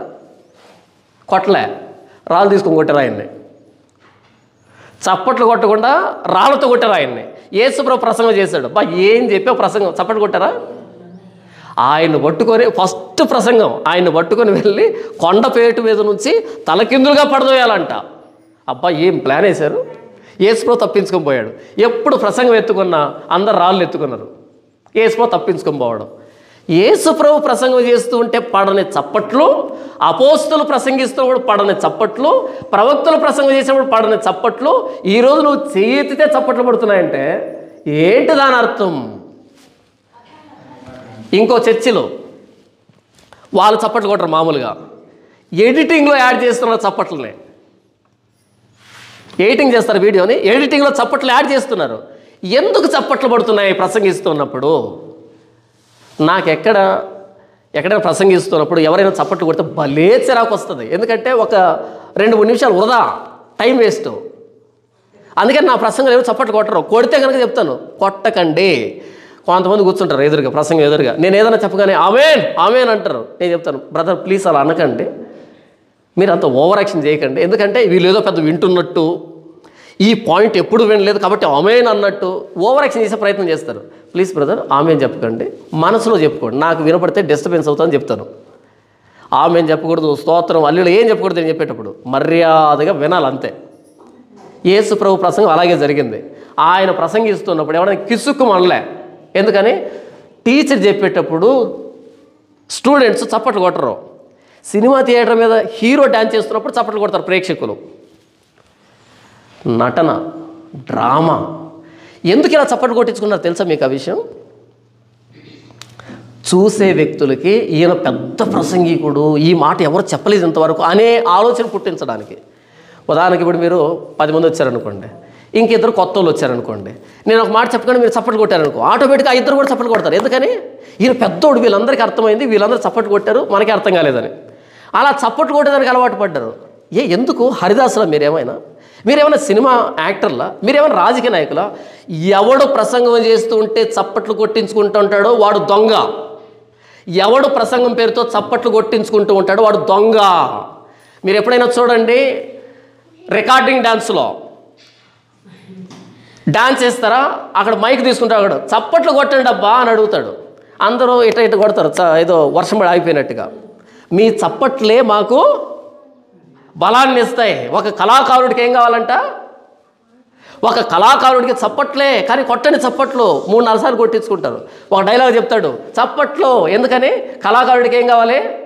చప్పట్లు. పాస్టర్లు అంటే కళాకారులా? ఏ వెధవ అయితే ప్రసంగం చేసేటప్పుడు చప్పట్లు కొట్టించుకుంటున్నాడో వాడు కళాకారుడు, అడుక్కు తినేవాడు, డబ్బడుకు తినేదానికి చప్పట్లు కొట్టించుకుంటున్నాడు. నంబర్ 1. నంబర్ 2, స్క్రీన్ మీద గూగుల్ పే, ఫోన్పే అకౌంట్ నెంబర్లు ఎందుకు వేసుకుంటున్నావు? అడుక్కు తినేదానికి. నంబర్ 3, వేదిక మీద నుంచి ఆదరణ మాటలు, ఓదార్పు మాటలు, నవ్వించే మాటలు, కవ్వించే మాటలు, అబద్ధపు సాక్ష్యాలు, దొంగ స్వస్థతలు ఎందుకు పుట్టిస్తున్నావు? సువార్తను చంపడానికి. ఇలాంటి వారికి వాక్యం చెప్పేటప్పుడు నేను ఎందుకు జడుస్తాను, నేను ఎందుకు భయపడతాను? యెహెజ్కేలు వారి పితరులు ఇరువురు కూడా నా మీద తిరుగుబాటు చేసిన వాళ్ళే. నువ్వు వెళ్ళు. ఎందుకు వెళ్తావంటే సాక్షార్థంగా ప్రకటించు, యెహోవా ప్రవక్త ఉన్నాడని ప్రకటించు. అందరికి అర్థం కాకపోవచ్చు, ఆ మూఢత్వంలో బ్రతకచ్చాళ్ళు, వాళ్ళు చెప్పే కథల్లో ఉండిపోవచ్చు. కానీ ఎవరికి ఏర్పాటు చేయబడిందో వాళ్ళకు వెళ్తుంది ఈ వాక్యం. ఎప్పుడో రాశాడు యెహెజ్కేలు, ఈరోజు మనం వివరించుకోవట్లే. కొన్ని వేల సంవత్సరాల క్రితం యెహెజ్కేలు రాశాడు, ఇప్పుడే వివరించలే, నాకు ఉపయోగపడలే. ఏ ప్రసంగం వృధా కాదు, ఏ మాట వృధా కాదు. ఎవరికి సిద్ధపరచబడిందో వాడి దగ్గరికి ఈ మాట వెళ్తాడు. దేవుడు తీసుకుని వెళ్తాడు. ఎల్లకాలం కట్టుకథలకి కాలం ఉండదు. ఆయన అలా సంపాదించిన డబ్బు సంతోషాన్ని ఇవ్వదు. వాక్యాన్ని తాకట్టు పెట్టి సంపాదించిన డబ్బు సంతోషాన్ని ఇవ్వదు. చూడండి 5వ వచనం, నరపుత్రుడా, నీవు బ్రహ్మదండి చెట్లలోను ముండ్ల తుప్పులను తిరుగుచున్నావు, తేళ్ల మధ్య నివసించుచున్నావు. అయినను ఆ జనులకు భయపడకుము, వారి మాటలకు జడియకుము. వారు తిరుగుబాటు చేయవారు, వారికి భయపడకుము. వారు తిరుగుబాటు చేయవారు కనుక వారు వినను వినకపోయినను నేను సెలవిచ్చిన మాటను నీవు వారికి తెలియచేయము. అదే విషయం. వాళ్ళు ఎలాంటి వాళ్ళంటే బ్రహ్మదండి చెట్లు లాంటి వాళ్ళు, ముండ్ల తుప్పలు లాంటి వాళ్ళు, తేళ్ల లాంటి వాళ్ళ మధ్య నివాసం ఉంటున్నావు. నిజంగా ఈ 2 నెలల్లో ఎంత ప్రపంచాన్ని చూశానంటే, మనిషిలో ఎన్ని కోణాలు ఉంటాయి చూశాను అంటే, ఒకవేళ ఈ 2 నెలల్లో సంఘటన జరగకపోయి ఉంటే నాకు ఇంత అర్థమై ఉండదు కాదు. మనుషుల్ని, వారి అజ్ఞానాన్ని, వారి మూర్ఖత్వాన్ని, వారి అమాయకత్వాన్ని చూశాను. ఇంత అమాయకుల, ఇంత మూర్ఖుల, ఇంత అజ్ఞానుల, మనుషులో ఉన్న తోడేళ్ల స్వరూపాలను చూశాను. శవాల మీద చిల్లర ఎరుకునేటువంటి మనస్తత్వాలను చూశాను. నిజం తెలిసినా సరే మౌనం వహించినటువంటి బాధ్యతారాహితమైనటువంటి వ్యక్తులను చూశాను. మనుషుల మెప్పును కోరుకునేటువంటి కాపరులను చూశాను. చాలా బాధ అనిపించింది. ఒకవేళ ఈ 2 నెలల్లో ఆ సంఘటన జరగకపోయి ఉంటే నాకు తెలిసిండేది కాదు. ఎంత మూర్ఖులైపోయారంటే చూడండి, యెషయా గ్రంథం 56వ అధ్యాయం, యెషయా గ్రంథం 56వ అధ్యాయం 10వ వచనం చూడండి. వారి కాపరులు గుడ్డివారు, వారందరూ తెలివిలేని వారు, వారందరూ మూగ కుక్కలు మొరగలేరు, కలవరించుచు పండుకొని నిద్రాసక్తులు. వారి కాపరులు మూగ కుక్కలు మొరగలేరు. కుక్క ఏం పని చేయాలి? మొరగాలి. కుక్కకు మూగు ఉంటే ఎవడు పనికి వస్తుంది? అది ఎవడైనా మూగ కుక్కను తెచ్చుకొని ఇంట్లో పెంచుకుంటాడా? అసలే సౌండే లేదు, పెంచుకుంటాడా? కుక్కను తెచ్చుకుంటేదే మొరగమని. దొంగలు వచ్చేప్పుడు మొరిగితే యజమాని లేస్తాడు. వారు మూగ కుక్కలు మొరగలేరు, మొరగాల్సిన సమయంలో మొరగరీళ్ళు. క్రైస్తవ్యం గందరగోళానికి గురవుతూ ఉంటే మూగ కుక్కలు మొరగలేరు, కలవరించుచు పండుకుని వారు నిద్రాసక్తులు. కుక్కలు తిండికి ఆతురపడును, ఎంత తినినను వాటికి తృప్తి లేదు. ఈ కాపరులు అట్టివారే, వారు దేన్ని వివేచింపజాలరు. వారందరూ తమకిష్టమైన మార్గంలో పోవుదురు, ఒకడును తప్పకుండా అందరూ స్వప్రయోజనమే విచారించుకుందరు. స్వప్రయోజనం చూశాను, ఈ వచనాల నెరవేర్పును చూశాను నేను. అరే ఎంత స్వప్రయోజనం వెతుక్కున్నారు అంటే, మనకెందుకు క్రైస్తవ్యాన్ని ఉమ్ముతూ ఉంటే, అవమానిస్తూ ఉంటే మనకెందుకు ఇంకెవరికి? మనుషులు అపార్థం చేసుకుంటారేమోనండి. ఎంత బాధ అనిపించింది. యెహెజ్కేలుకు దేవుడిచ్చిన పరిచర్య ఏంటంటే, వాళ్ళు తిరుగుబాటు చేస్తున్నారు, వాళ్ళ పితరులు తిరుగుబాటు చేసిన వాళ్ళే. వాళ్ళతో బ్రహ్మదండి చెట్లు లాంటి వాళ్ళు, ముళ్ళ తుప్పలు లాంటి వాళ్ళు, తేలు లాంటి వాళ్ళు. నీ మీద విపరీతంగా మాట్లాడతారు, నీ మీద దాడి చేస్తారు. అయినా సరే నువ్వు మాట్లాడాల్సిందే. ఏ ప్రవక్త కూడా దేవుడు సెలవిచ్చిన మాటను దాచిపెట్టుకోలేడు. ఎందుకంటే ఆయన మాట అంత కఠినంగా ఉంటుంది. దేవుని మాట ప్రజలకు నచ్చదు, దేవుడు ప్రకటించేటువంటి మాట. మీకు ఒక మాట చూపెడతాను చూడండి. ఇర్మీయా గ్రంథం 20వ అధ్యాయం 7వ వచనం నుంచి, ఇర్మీయా గ్రంథం 20వ అధ్యాయం 7వ వచనం నుంచి ఈ లేఖన భాగం గుర్తొచ్చింది. గత 2 నెలలుగా అనేక మంది మాట్లాడుతున్నప్పుడు, బూతులు మాట్లాడుతున్నప్పుడు, అబద్ధాలు సృష్టిస్తున్నప్పుడు, అందరు కలిసి ఒక్కడిగా చేసినప్పుడు ఈ మాట గుర్తొచ్చింది. యెహోవా నీవు నన్ను ప్రేరేపింపగా నీ ప్రేరేపణకు లోబడితేనే నీవు బలవంతం చేసి నన్ను గెలిచితివి. నేను దినమెల్లా నవ్వుల పాలైతిని, అందరూ నన్ను ఎగతాళి చేయుదురు. ఇర్మియా మాట్లాడుతున్నాడు దేవుడితో, ప్రభువా నీవేమో వాక్యం ఇస్తావు, ఈ వాక్యం చెప్పమంటావు, దేవుడు ప్రేరేపణ ఇస్తున్నాడు, మాట్లాడమంటున్నాడు. ఆయన మాట్లాడితే ఏం జరుగుతుందో తెలుసా? దినమెల్లా నవ్వులు పాలవుతున్నాయి. ఎన్ని మీమ్స్ వచ్చాయి, ఎన్ని ట్రోల్స్ వచ్చాయి, ఎన్ని వీడియోలు వచ్చాయి మన మీద. విచిత్రంగా మన మీద పగ సాధించడానికి అంటే పూనుకున్నారు. దినమెల్లా నవ్వులు పాలవుతున్నాయి, అందరూ నన్ను ఎగతాళి చేయుదురు. ఏలైనగా ఎందుకంటే నేను పలుకునప్పుడల్లా బలాత్కారం జరుగుతున్నది, దోపుడు జరుగుతున్నది అని ఎలుగెత్తి చాటింపవలసి వచ్చెను. దినమెల్లా యెహోవా మాట నాకు అవమానమునకు అపహాస్యమునకు హేతువాయను. ఆయన ఎప్పుడైతే దేవుడి మాట ప్రకటిస్తున్నాడో అవమానం నింద వస్తుందో అప్పుడు ఇర్మియా అనుకున్నాడు మనసులో. చూడండి 9వ వచనం, ఆయన పేరు నేను ఎత్తను, ఆయన నామమును బట్టి ప్రకటింపను అని నేను అనుకుంటున్నా. మనసు అనుకున్నాడు, ప్రకటించడం ఎందుకు, ఈ నిందలు దోషణలు అవమానాలు దేనికి అని అనుకున్నా అంట. అది నా హృదయంలో అగ్ని వలె మండుచు నా ఎముకల్లోనే మూయబడినట్లున్నది. నేను ఓర్చి విసిగి ఉన్నాను, చెప్పక మానలేదు. దేవుడు ఒకసారి ప్రేరేపణ ఇచ్చాడు అంటే దాన్ని చెప్పకుండా ఉండలేం, ఆగదది. అది అగ్ని లాంటిది. ఆయన అంటున్నాడు చూడండి, అది నా హృదయంలో అగ్ని వలె మండుచు నా ఎముకల్లో మూయబడినట్లున్నది. నేను ఓర్చి విసిగి ఉన్నాను, నేను చెప్పక మానలేదు. ఇది జరిగింది 2 నెలల క్రితం. చాలాసేపు ఆలోచించాను, రాత్రి అంతా ఆలోచించాను, పడుకొని అదే ఆలోచిస్తున్నాను. ప్రభు ఇది మాట్లాడితే మొత్తం క్రైస్తవులంతా వ్యతిరేకమవుతారు, చాలా ఎక్కువ మొత్తంలో నేను అంటే క్రయాన్ని చెల్లించాల్సి వస్తుంది, అందరి శత్రువు అయిపోతాను. చాలాసేపు ఆలోచించాను. ఉదయాన్నే లేచాను. నేను వీడియో మాట్లాడే దగ్గరికి వెళ్ళకుండా బండి వేసుకొని ఇంకో దగ్గరికి వెళ్ళిపోయాను, దూరంగా వెళ్ళిపోయాను. ఎందుకని అక్కడ ఉంటే మాట్లాడతామేమో అని భయంతో ఇంకో దగ్గరికి వెళ్ళిపోయాను. తిరిగాను, ఏం పొద్దుపోవట్ల మరలా అక్కడికి వచ్చి కూర్చున్నాను. చాలాసేపు ఆలోచించాను, ఎలా మాట్లాడితే బాగుంటుంది అంటే నొప్పించకుండా చాలాసేపు ఆలోచించాను. కెమెరా స్టార్ట్ చేశాను, మాట్లాడడం స్టార్ట్ చేశాను. అనుకోకుండా అది ఇంకో మోడ్లోకి వెళ్ళిపోయింది. నేను అనుకున్నది ఒకటి, అది ఇంకొకటి అవుతుంది. సరే మాట్లాడి ఎడిటింగ్ చేయలే. ఇంకా మళ్ళీ మనసులో అనుకున్నాను వద్దులే డిలీట్ చేద్దామని. చేతులు రావట్లే, లేదు ఇది ప్రపంచానికి తెలియాలి, సరే ఎడిట్ చేసి అప్లోడ్ వద్దులే అలా పెట్టుకుందాం, ఇంకా 2 రోజులు ఏం జరుగుతుందో చూద్దాం అని అనుకున్నా మనసులో. అసలు ఒప్పుకోవట్లే, ప్రాణం ఒప్పుకోవట్లే, నా వల్ల కావట్లే, ఇంకా మొత్తం అక్కడ అయిపోయింది మనసు అంతా.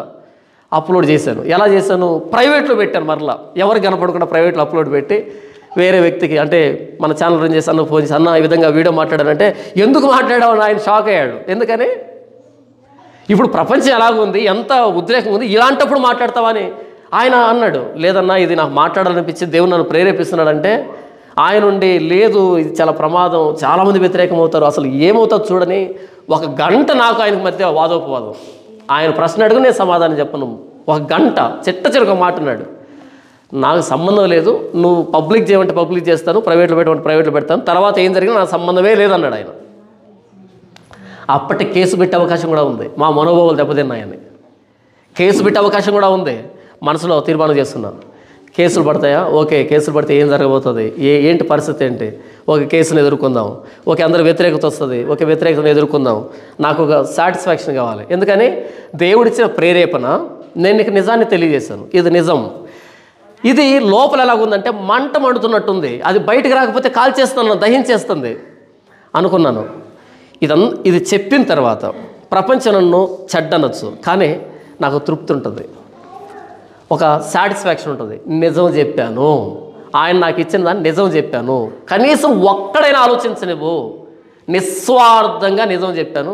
నన్ను నేను కోల్పోవడానికి ఇష్టపడ్డాను, ఆయన ప్రేరేపణ ఇచ్చాడు, నేను మాట్లాడుతున్నాను. అది పబ్లిక్ చేసేంత వరకు అసలు ఆగలే మనసు. పబ్లిక్ చేసిన తర్వాత నేను అనుకున్నాను 50-50 ఉంటారేమో, 50% వ్యతిరేకిస్తారు, 50% అర్థం చేసుకుంటారు అనుకున్నాను. నేను 50-50 కాదు, 99.99% వ్యతిరేకం, 0.1% అర్థం చేస్తున్నారు. కానీ వాళ్ళు కూడా కామెంట్ పెట్టట్లే. అన్న మీరు చెప్పింది నిజమైన కామెంట్ పెట్టలే వాళ్ళు కూడా, ఎందుకంటే భయపడ్డారు వాళ్ళకు కౌంటర్లు పడతాయని. అర్థమైన వాళ్ళు ఫోన్లు చేయలే, ఎందుకని వాళ్ళకి సపోర్ట్ చేసినట్టు ఏదైనా మనుషులు తెలిస్తే ఇబ్బంది అని. అర్థమైన వాళ్ళు సైలెంట్ అయిపోయారు, మిగతా వాళ్ళు మీద పడిపోయారు. అప్పటి నుంచి ఇప్పటిదాకా ఇదిగో వచ్చును, ఆయన పేరు నేను ఎత్తను, ఆయన నామను బట్టి ప్రకటింపను అని నేను అనుకుంటున్నా, అది నా హృదయంలో అగ్నివలెం మండొచ్చు, నా ఎముకల్లో మూయబడినట్లున్నది. నేను ఓర్చి ఓర్చి విసికి ఉన్నాను, చెప్పక మానలేదు. నలుదిక్కుల భయము అని అనేకులు గుసగుసలాడుగా వింటని వారు దుర్మార్గుడని మీరు చాటించిన ఎడల మేమును చాటించమందురు. అతడు ఒకవేళ చిక్కుపడును, అప్పుడు మనం అతని పట్టుకొని అతని మీద పగ తీర్చుకుందామని చెప్పుకోవచ్చు. నాకు స్నేహితులైన వారందరూ నేను పడిపోగా చూడవలనని కనిపెట్టి ఉన్నారు. అక్షర సత్యం నా జీవితంలో ఇర్మియా చెప్పినటువంటి మాట. ఇర్మియా పడిపోతే చూడాలని అనుకుంటున్నారంట. చాలామంది ప్రకటన చేశారు, చాలామందికి వాడి ఛానల్ని అన్సబ్స్క్రైబ్ చేయండి, ఛానల్ నుంచి బయటకు వచ్చేయండి, వాడికి రిపోర్ట్లు కొట్టండి. నా మీద చేసిన ప్రకటన, మన ఛానల్ను అన్సబ్స్క్రైబ్ చేయాలంట, రిపోర్ట్ కొట్టాలంట, వాడిని మీటింగ్లో పిలవకూడదు, వాడికి ఎవరు ఎంత దారుణం చేశారంటే ఒక్కటే అనుకున్న మనసులో, ప్రభువా నీవిచ్చిన ప్రేరేపణ, నీవిచ్చిన ఆలోచన, నేను ఎందుకు చెప్పానో ఎందుకు మాట్లాడానో నా అంతరంగం ఏంటో తెలిసిన దేవుడు నీవే. వీళ్ళందరికీ నేను అర్థం కాకపోవచ్చు, చూస్తాను నీవు గెలుస్తావా వీళ్ళు గెలుస్తారా అని. తర్వాత వచనం చూడండి, 11వ వచనం. అయితే పరాక్రమము గల శూరుని వలె యెహోవా నాకు తోడై ఉన్నాడు, నన్ను హింసించు వారు నన్ను గెలవక తొట్టిల్లుదురు, వారు యుక్తిగా జరుపుకొనరు కనుక బహుగా సిగ్గుపడుదురు, వారెన్నడూ మరోబడని నిత్యావమానం పొందుదురు. అయితే యెహోవా శూరుని వలె మన పక్షాన ఉన్నాడు. ఈరోజు వాళ్ళందరికీ వచ్చిన పేరేంటో తెలుసా? ఆన్లైన్ బెగ్గర్స్ అనే. అడుక్కు తినే వాళ్ళు, శవాల మీద పేలాలు ఎరుగు తినే వాళ్ళని పేరు సంపాదించుకున్నారు అందరు కలిసి. ఒకే ఒక నిజాయితీ పరుడు క్రైస్తవులు పాస్టర్ జాన్ పాల్, ఆ పేరు మనకు వచ్చింది. చాలదా? ఎంతకాలం బ్రతికినా సరే ఇది మనకు కావాల్సింది. సత్యం పక్షాన్ని నిలవబడినప్పుడు హింస ఉంటుంది, వ్యతిరేకత ఉంటుంది. అమ్మో ఏ స్థాయిలో ఉందంటే ఒక్కడి మీద మొత్తం ప్రపంచం వచ్చి పడిపోయింది. ఇలా ఎంత ఒక్కడినే అనుభవించాను. రాత్రింబవళ్ళు ఆలోచించి 12వ వచనం చూడండి. సైన్యములకు అధిపతికి యెహోవా, నీతిమంతులను పరిశోధించువాడు నీవే, అంతరింద్రియములను హృదయములను చూచువాడు నీవే. నా వ్యాజ్యము నీకే అప్పగించుచున్నాను, నీవు వారికి చేయు ప్రతిదండను నేను చూతును గాక. యెహోవాను కీర్తించుడి, యెహోవాను స్తుతించుడి. దుష్టుల చేతుల నుండి దరిద్రుని ప్రాణమును ఆయనే విడిపించుతున్నాడు. ఈ లేఖనం అక్షర సత్యం కదా. ఇంకొకడు అయ్యుంటే కృంగిపోయిండేమో, డిసప్పాయింట్ అయ్యిండేమో. ఛాలెంజ్గా తీసుకున్నా. ఎస్, అందరూ ఒకవైపు ఉండండి, ఒక్కనే ఒకవైపు ఉంటా, మీరు గెలుస్తారో నేను గెలుస్తానో చూద్దాం. భలే ముచ్చట అనిపించింది నాకు. సవాల్ ఇది కదా యుద్ధం అంటే. ఆ రోజు గొల్యాతు ఎదురుగా నిలబడుకున్న దావీదు యుద్ధం యెహోవాది అన్నాడు, నాది. ఇప్పుడు ఆ డైలాగు, యుద్ధం యెహోవాది, చూద్దాం ఎవరు గెలుస్తారో. ₹1 ఆశించకుండా నిస్వార్థంగా వీడియో మాట్లాడాను. నిస్వార్థంగా క్రైస్తవ సమాజాన్ని ఉద్ధరించడానికి, క్రైస్తవ సమాజాన్ని ఆదరించడానికి, క్రైస్తవ సమాజాన్ని ధైర్యపరచడానికి సామాజికంగా స్పిరిచువల్గా 2 విధాలుగా పెట్టాను. మీరు గెలుస్తారా నేను గెలుస్తాను.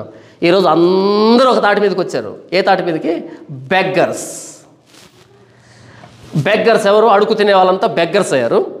మిగతా వాళ్ళు ఎవరైతే ఉన్నారో డంబ్ డాగ్స్, మోగ కుక్కలుగా తయారైపోయారు.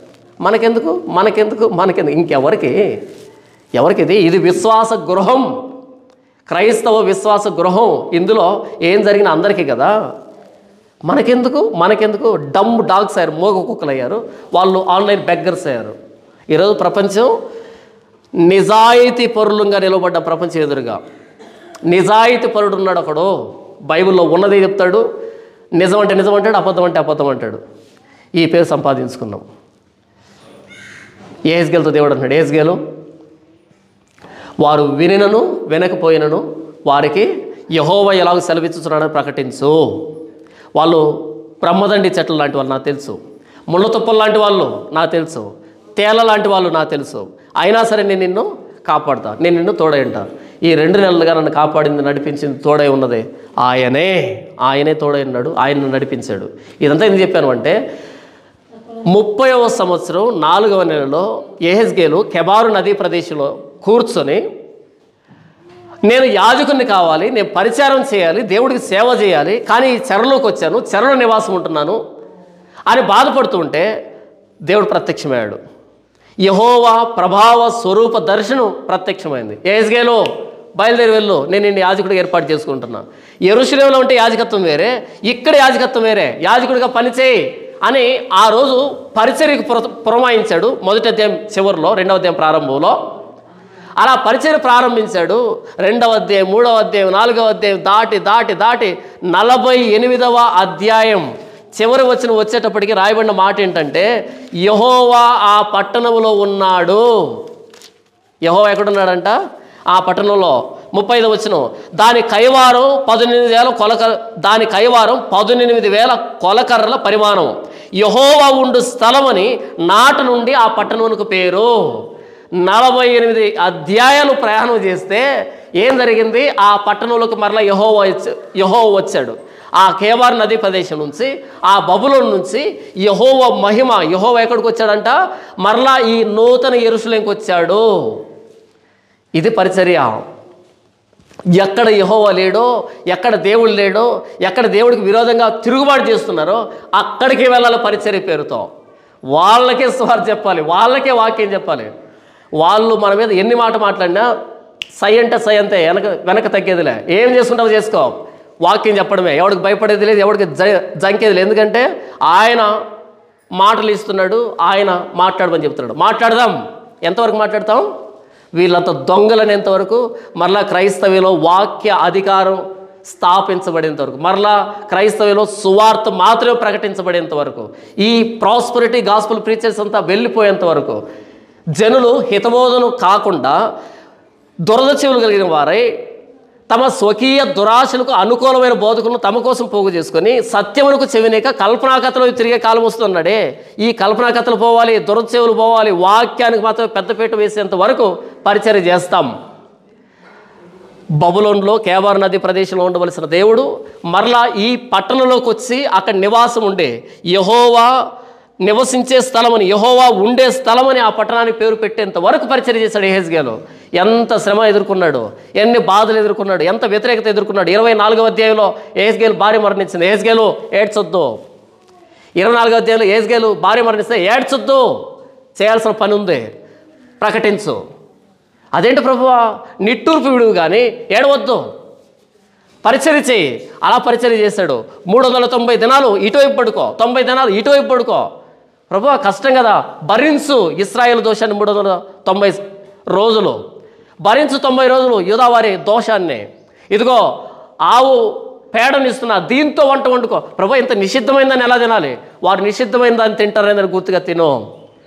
ఇదిగో పగటిపూట కన్నం వేసి నీ ఇంట్లోంచి బయటకు వెళ్ళు, నా ఇంట్లోంచి కన్నం వేసేందుకు వాళ్ళు ఇలాగే బయలు వెళ్తారు. ఇలా అనేకమైన సూచనలు, అనేకమైన శ్రమలు, నిందలు, అవమానాలు అన్నీ భరించి 48వ అధ్యాయం చివరి వచ్చేటప్పటికి యెహోవా ఉండే స్థలం అది అనే పేరు దగ్గర నిలవబెట్టాడు గ్రంథాన్ని.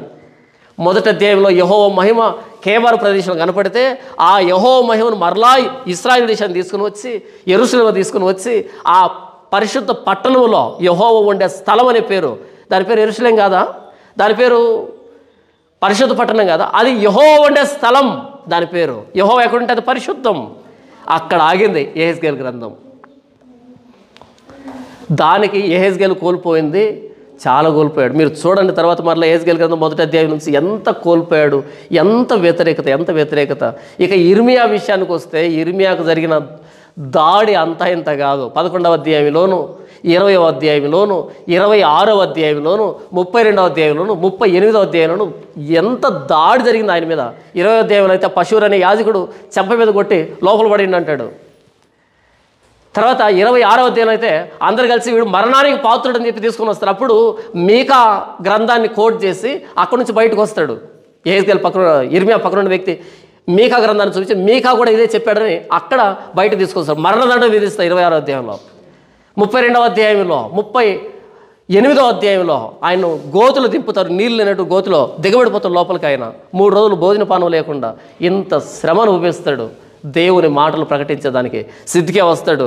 ఇర్మియా దేవుని దగ్గర నుంచి ఏదైనా వాక్యం వచ్చిందా అని అడుగుతాడు. ఏది? గోతులో పడేసి అన్నమని లేకుండా చావుబ్రతులో పెట్టి మరలా బయటకు తీయించి అప్పుడు ఇర్మియా దగ్గరకు వచ్చి, ఇర్మియా ఏమైనా వాక్యం వచ్చిందా అంటే అప్పుడు ఇర్మియా అంటాడు, నీవు చెరపట్టబడతావు, నీ కన్నును ఓడబీకుతారు, నువ్వు రాజ్యాన్ని కోల్పోతావు, ఇశ్రాయేలు దిక్కులేని వాళ్ళు అవుతారు అనే వాక్యం తప్ప నాకే వాక్యం రాలా అంటాడు. ఏం సాధిద్దామని? చదవండి. ఎట్టుంటుందంటే బైబిలు 3 రోజులు గోతిలో దింపి అన్నము నీళ్ళు లేకుండా బయటకు తీసి ఇప్పుడు చెప్పు ఏమైనా వాక్యం వచ్చిందా అంటే ఎస్కేప్ కావాలి కదా. ఏమంటాడు తెలుసా? నీ 2 కన్నులు ఓడబీకుతాడు బబులోను రాజు, నువ్వు రాజ్యాన్ని కోల్పోతావు, నీ పిల్లలు నీ కళ్ళెదురుగా చంపుతాడు అనే వాక్యం తప్ప ఇంకేం వాక్యం రాలేదబ్బా, అదే ఫైనల్ అంటాడు. ఏం సాధిద్దామని? ప్రవక్తలే సంపాదించారు, ప్రాణాలు పోగొట్టుకున్నారు. హేబేలు మొదలుకొని బరకీ కుమారుడైన జకర్యా రక్తం వరకు అందరూ ప్రాణాలు పోగొట్టుకున్నారు నిజం చెప్పే. అపోస్తులు హతసాక్షులయ్యారు నిజం చెప్పే. ప్రభువైన యేసుక్రీస్తు పచ్చి మానుకి ఎలాగ చేస్తే ఎండిన మానుకి ఏం చేస్తారు? యేసుప్రభువుని సిలువెక్కించారు. సత్యం చెప్పేవాడికి ప్రతి తరములోను వ్యతిరేకత, దోషం. నా నామము నిమిత్తము జనులు మిమ్మల్ని దూషించి హింసించి మీ మీద అబద్ధముగా చెడ్డ మాటలలో పలుకున్నప్పుడు మీరు ధన్యులు. ఎదుర్కొన్న 2 నెలలు ఆ వచనం ఎంత బాగా అర్థమైందో. వారు దేవుని మెప్పు కంటే మనుషుల మెప్పును అపేక్షించేవారు అనేటువంటి మాట ఎంత అక్షర సత్యమో తెలుసా? నేను అనుకున్న కొంతమందిని వీళ్ళు సత్యం చెప్తున్నారు, వీళ్ళు నిజంగా మాట్లాడుతున్నారు అనేటట్టు అనుకున్న వాళ్ళు కూడా మనుషులను సంపాదించుకునే దానికి మాట్లాడుతుంటే అనిపించింది, చిచ్చి ఏం బ్రతుకులు వీళ్ళు, అసలు మనుషులను సంతోషపెట్టేటువంటి మాటలు, నిజాన్ని ఒప్పుకునేటువంటి విషయం లేదు. ఇంత పరిచర్య చేస్తే కానీ వాక్యం స్థిరపరచబడదు క్రైస్తవ్యంలో. ఒక బూతు మాటకో, ఒక తిట్టు మాటకో, లేకపోతే ఒక కోపంగా మాట్లాడే మాటకో, ఒక కేసుకో, ఒక దెబ్బకో, లేకపోతే వ్యతిరేకతకో భయపడితే పరిచర్య చేయలేము. పరిచర్య చేయలేము. వాళ్ళు హాని చేయడానికి తలపెడితే నా పక్షాన సైన్యములకు అధిపతి యెహోవా ఉన్నాడు, ఆయన చూసుకుంటాడు. ఆయన అప్పగించాలంటే అప్పగిస్తాడు, ఆయన రక్షించాలంటే రక్షిస్తాడు. యెహెజ్కేలు ఎంత వ్యతిరేకత ఎదుర్కొని బ్రహ్మదండి చెట్లలో పరిచర్య చేశాడు, ముళ్ళ తుప్పలో పరిచర్య చేశాడు, తేళ్ల మధ్య పరిచర్య చేశాడు. వారి ముఖం చెకుముకు రాతి వలె చేసుకున్నారని రాయబడుతుంది. వారి నుదురు ఇత్తడిది, వారి మెడనరము ఇనపదని రాయబడి ఉంటుంది. అలాంటి వారి మధ్య పరిచర్య చేశాడు. తప్పదు, వాళ్ళకే తప్పదు, మనకెందుకు తప్పుతుంది? ఇంత చేస్తే ఎక్కడ ఆగింది? యెహెజ్కేలు గ్రంథం 48వ అధ్యాయం 35వ వచనం. దాని కైవారం 18,000 కొలకర్రల పరిమాణం, యెహోవా ఉండు స్థలమని నాటి నుండి ఆ పట్టణానికి పేరు. మరి అది రావాలి అంటే, యెహోవా మరలా ఆ పట్టణంలోకి రావాలంటే ఇంత పరిచర్య జరగాలి, ఇంత ఓర్చుకోవాలి, ఇంత భరించాలి. నా ఆయుష్కాలంలో, దేవుడు నాకు ఇచ్చినటువంటి ఆయుష్కాలంలో నేను ఎంతవరకు చేయగలనో నా ప్రయాసం నేను పడతాను. రాజీ పడం, మనుషుల మెప్పు వద్దు మనకి. చూడండి 21వ అధ్యాయం ప్రకటన గ్రంథం 21, 22 ఈ 2 అధ్యాయాలు నేను చదువుతూ వెళ్తాను. మీరు ప్రకటన యెహెజ్కేలులో ఏవైతే విన్నారో అవి ఇక్కడ కనపడతాయి. చూడండి, అక్కడ 12 గుమ్మాలు అన్నాడు కదా, ఇక్కడ మీకు 12 గుమ్మాలు కనపడతాయి, 12 పునాదులు కనపడతాయి. చూద్దాం ఇక్కడ చూడండి 21వ వచనం. అంతటి నేను క్రొత్త ఆకాశమును క్రొత్త భూమిని చూచుతున్నాయి. మొదటి ఆకాశమును మొదటి భూమి గతించిపోయాను, సముద్రమును ఇక లేదు. ఏంటి కొత్త ఆకాశం కొత్త భూమి అంటే? కాగా ఎవడైనాను క్రీస్తునందున యెడల వాడు నూతన సృష్టి. అంతేనా? ఎవడైనా దీన్ని ఎందుకు వాడాడు? యెషయా గారు ఎందుకు వాడాడు అంటే దీన్ని చూడండి. చాలామంది నూతన ఆకాశం నూతన భూమి అంటే అపార్థం చేస్తుంటారు. యెషయా గ్రంథం 65వ అధ్యాయం, యెషయా గ్రంథం 65వ అధ్యాయం చూడండి. యెషయా గ్రంథం 65వ అధ్యాయం 17వ వచనం. ఇదిగో నేను క్రొత్త ఆకాశమును క్రొత్త భూమిని సృజించుచున్నాను, మునుపటివి మరవబడును, జ్ఞాపకం వరకు రావు. నేను సృజించుచున్న దాన్ని మీరు ఎప్పుడునూ మీరు ఎప్పుడునూ హర్షించి ఆనందించండి. నిశ్చయముగా నేను యెరూషలేమును ఆనందకరమైన స్థలముగాను ఆమె ప్రజలను హర్షించు వారిని గాను సృజించుచున్నాను. దేని గురించి మాట్లాడుతున్నాడు? నూతన ఆకాశం అంటే, నూతన భూమి అంటే ఏంటి? నూతన యెరూషలేం. అదేనా దాని అర్థము? నూతన యెరూషలేమును గురించి నూతన ఆకాశం నూతన భూమి. దాన్నే యెహెజ్కేలు అంటున్నాడు యెహోవా ఉండేటువంటి పట్టణం. అదే కదా మనం చూసింది 4,500 సత్సౌకంగా ఏర్పడినటువంటి పట్టణం. అక్కడ యెహోవా కాపురం ఉంటాడు. ఇప్పుడు చూడండి, అంతటి నేను క్రొత్త ఆకాశమును క్రొత్త భూమిని చూచితిని. మొదటి ఆకాశం మొదటి భూమి గతించిపోయాను, సముద్రం ఇకను లేదు. అంటే గందరగోళం. సముద్రం అంటే గందరగోళం, గందరగోళం ఇక లేదు. దేని గురించి మాట్లాడుతున్నాడు? కాగా ఎవడైనాను క్రీస్తునందున యెడల వాడు నూతన సృష్టి. అదే చెరలోంచి వచ్చిన వాళ్ళకి నూతన యెరూషలేము. యేసుప్రభువులో బాప్తిసం పొందిన వాళ్ళు నూతన సృష్టి. అంటే సంఘాన్ని, చర్చిని నూతన యెరూషలేముతో పోలుస్తున్నాడు, యెహెజ్కేలు పోలికతో పోలుస్తున్నాడు. 2వ వచనం, మరియు నేను నూతనమైన యెరూషలేమును, ఆ పరిశుద్ధ పట్టణము తన భర్త కొరకు అలంకరించబడిన పెండ్లి కుమార్తె వలె సిద్ధపరచబడి పరలోకమందున్న దేవుని యొద్ద నుండి దిగివచ్చుట చూచితిని. ఇదే కదా పరిశుద్ధ పట్టణం మనం చూసింది యెహెజ్కేలు గ్రంథంలో. ఎక్కడి నుంచి వచ్చిందంటే ఈ పరిశుద్ధ పట్టణం చూడండి, మరియు నూతనమైన యెరూషలేమును, ఆ పరిశుద్ధ పట్టణం. ఇది ఎక్కడ చూస్తాం మనం? యెహెజ్కేలు చూస్తాం పరిశుద్ధ పట్టణం. ఎక్కడుంది? భూమి మీద ఉంది. కానీ ఇక్కడే ఉన్నాడు, పరలోకం నుంచి దిగి వచ్చిందంటే పరిశుద్ధ పట్టణం. ఏంటిది? సంఘం. పరిశుద్ధాత్మ దేవుడు పావురాకారంలో వచ్చి ప్రభువైన యేసుక్రీస్తు వాలినట్టుగా అపోస్తుల మీద అగ్నినాలుగులతో విభాగించబడినట్టుగా వాలి 3000 మంది సంఘం ఏర్పడింది. పరలోకం నుంచి ఆ యెరూషలేము అనేటువంటి పట్టణం, పరిశుద్ధ పట్టణం తన భర్త కొరకు అలంకరించబడిన పెండ్లి కుమార్తె వలె సిద్ధపరచబడి పరలోకమందున దేవుని యొద్ద నుండి దిగివచ్చుడు చూచితిని. ఎవరు? సంఘం. భర్త ఎవరు? ప్రభువైన యేసుక్రీస్తు. కాబట్టి వధువు నిష్కలంకంగా ముడత, మచ్చ, కలంకం ఏది లేకుండా ఉండడానికి ప్రభువైన యేసుక్రీస్తు తన రక్తాన్ని దారిపోశాడు. వాక్యమును వధువుతో స్నానం చేయించడం రాయబడి ఉంటుంది, ప్రాణం పెట్టాడు ఉంటుంది ఎఫెసీ పత్రికలో. 3వ వచనం, అప్పుడు ఇదిగో దేవుని నివాసం మనుషులతో కూడా ఉన్నది. ఏంటంట? దేవుని నివాసం మనుషులతో కూడా ఉన్నది. ఈ పదం ఎక్కడుంది మనకి? యెహోవా ఉండు స్థలం. ఎక్కడ? యెహెజ్కేలు గ్రంథం చివరి అధ్యాయం చివరి వచనంలో. ఎక్కడేమంటున్నాడు? ఇదిగో దేవుని నివాసం మనుషులతో కూడా ఉన్నది. తర్వాత ఆయన వారితో కాపురం ఉండును, వారు ఆయన ప్రజలై ఉందురు. దేవుడు తానే వారికి దేవుడై ఉండి వారికి తోడై ఉండును. యేసు ప్రభు అంటే అర్థం ఏంటి? ఇమ్మానుయేలు అంటే అర్థం ఏంటి? దేవుడు మనకు తోడు.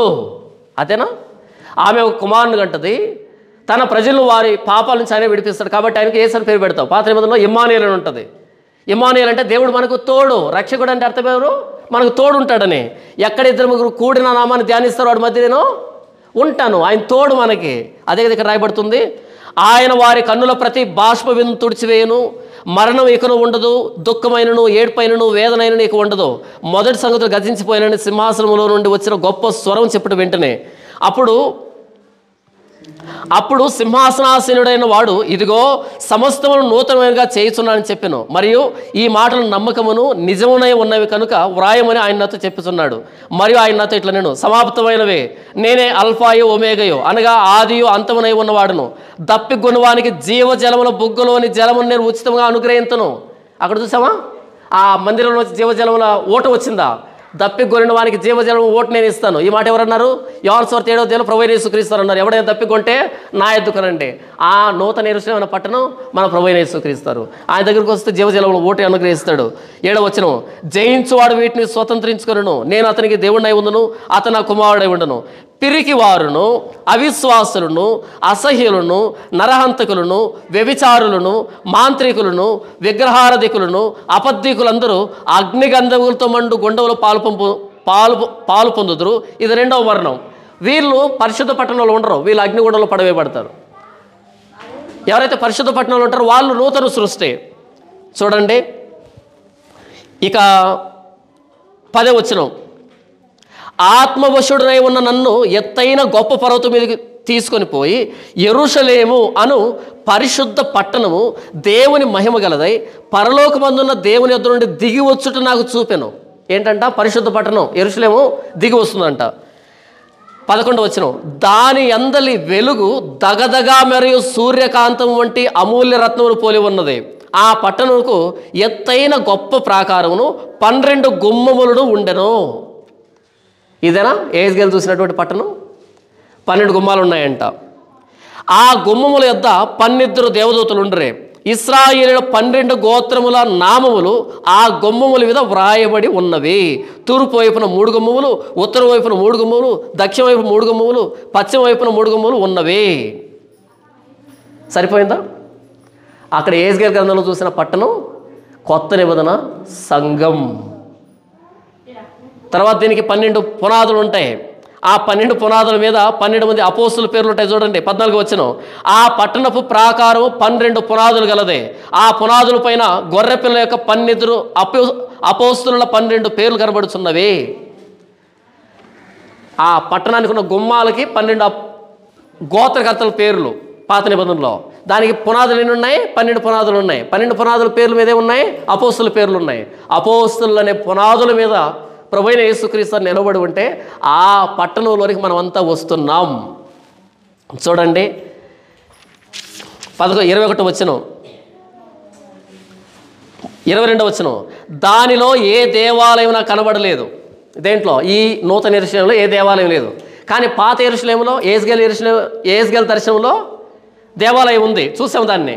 ఇక్కడంట దానిలో ఏ దేవాలయం లేదు, అంటే చర్చిలో ఏ దేవాలయం లేదు, నాకు కనబడలేదు. సర్వాధికారి అయిన దేవుడగు ప్రభువును గొర్రె పిల్లయు దానికి దేవాలయమై ఉన్నారు. ప్రభువైన యేసుక్రీస్తు వారిని గురించి యెహెజ్కేలు దర్శనంలో ఇలా చెప్పాడు. దాన్ని అపోస్తులు ఏం రాస్తున్నారంటే ఆ దేవాలయం మన ప్రభువైన యేసుక్రీస్తు వారి గొర్రె పిల్లలే అని వ్రాస్తున్నారు. యెహెజ్కేలు దర్శనాన్ని చూస్తే మనం నేరుగా ప్రభువైన యేసుక్రీస్తు వారిని అనుభవిస్తున్నాం. 22 వచనం, 23 వచనం, ఆ పట్టణములో ప్రకాశించుటకై సూర్యుడైనను చంద్రుడైనను దానికి అక్కర్లేదు, దేవుని మహిమయే దానిలో ప్రకాశించుతున్నది, గొర్రె పిల్లయే దానికి దీపం. ఆ పట్టణంలో, నూతన యెరూషలేము పట్టణంలో సంఘం అనే దాంట్లో వెలుగెవరో? ప్రభువైన యేసుక్రీస్తు వారే. 24 వచనం, జనములు దాని వెలుగునందు సంచరింతురు, భూరాజులు తమ మహిమను దానిలో తీసుకుని వస్తారు. అక్కడ రాత్రి లేనందున దాని గుమ్మములు పగటి వేళ ఏమాత్రం వేయబడవు. జనములు తమ మహిమను ఘనతను దానిలో తీసుకుని వచ్చెదరు. గొర్రె పిల్ల యొక్క జీవ గ్రంథమందు వ్రాయబడిన వారే దానిలో ప్రవేశించరు. కానీ నిషిద్ధమైనది ఏదైనాను, అసహ్యమైన దాన్ని, అబద్ధమైన దాన్ని జరిగించేవాడైనను దానిలో ప్రవేశించడు. ప్రభువైన యేసుక్రీస్తు వారే ఆ దేవాలయం అంటున్నాడు. 22 వచనం, మరియు స్ఫటికం వలె మెరైనట్టు జీవజలముల నది దేవుని యొక్కయు గొర్రె పిల్ల యొక్క సింహాసనం నొద్దు నుండి ఆ పట్టణపు రాజవీధి మధ్యలో ప్రవహించుట ఆ దూత నాకు చూపెను. ఆ నది యొక్క ఈవలను ఆవలను జీవవృక్షం ఉండెను. అది నెలకు ఫలించుచు 12 కాపులు కాయను. ఆ వృక్షం యొక్క ఆకులు జనములను స్వస్థపరచుటగా వినియోగించుదురు. ఇక మీదట శాపగ్రస్తమైనది ఏది దానిలో ఉండదు. దేవుని యొక్కయు గొర్రె పిల్ల యొక్క సింహాసనం దాని మధ్యలో ఉండను. యెహెజ్కేలు దర్శనంలో చూపించినటువంటి జీవజల నది, యెహెజ్కేలు గ్రంథంలో చూపించిన ఆ దర్శనము, ఆ దేవాలయం, ఆ ప్రతిష్ఠితమైన భూభాగము, ఆ అధిపతి, ఆ స్వాస్థ్యాలు ప్రతీదీ కూడా ప్రభువైన యేసుక్రీస్తు వారే అని యోహాను గారు ప్రకటన గ్రంథంలో రాస్తున్నాడు.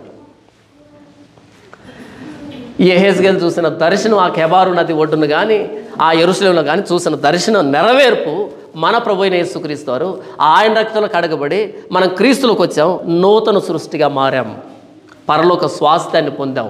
ప్రభువైన యేసుక్రీస్తుని వెలుగులో సంచరిస్తున్నాం. ప్రభువైన యేసుక్రీస్తుని జీవజల ఓటను ప్రతినిత్యం మనం ఆస్వాదిస్తున్నాం. యెహెజ్కేలు దర్శనం మన ప్రభువైన యేసుక్రీస్తు వారి మరణ సమాధి పునరుద్ధానాలు, మన ప్రభువైన యేసుక్రీస్తు వారు ఇస్తారన్న పరలోక స్వాస్థ్యం. ప్రభువైన యేసుక్రీస్తు వారి రక్తం కాచి కొన్నటువంటి సంఘం, దేవుడు తన స్వరక్తం ఇచ్చి కొన్నటువంటి సంఘాన్ని గురించి వర్ణన.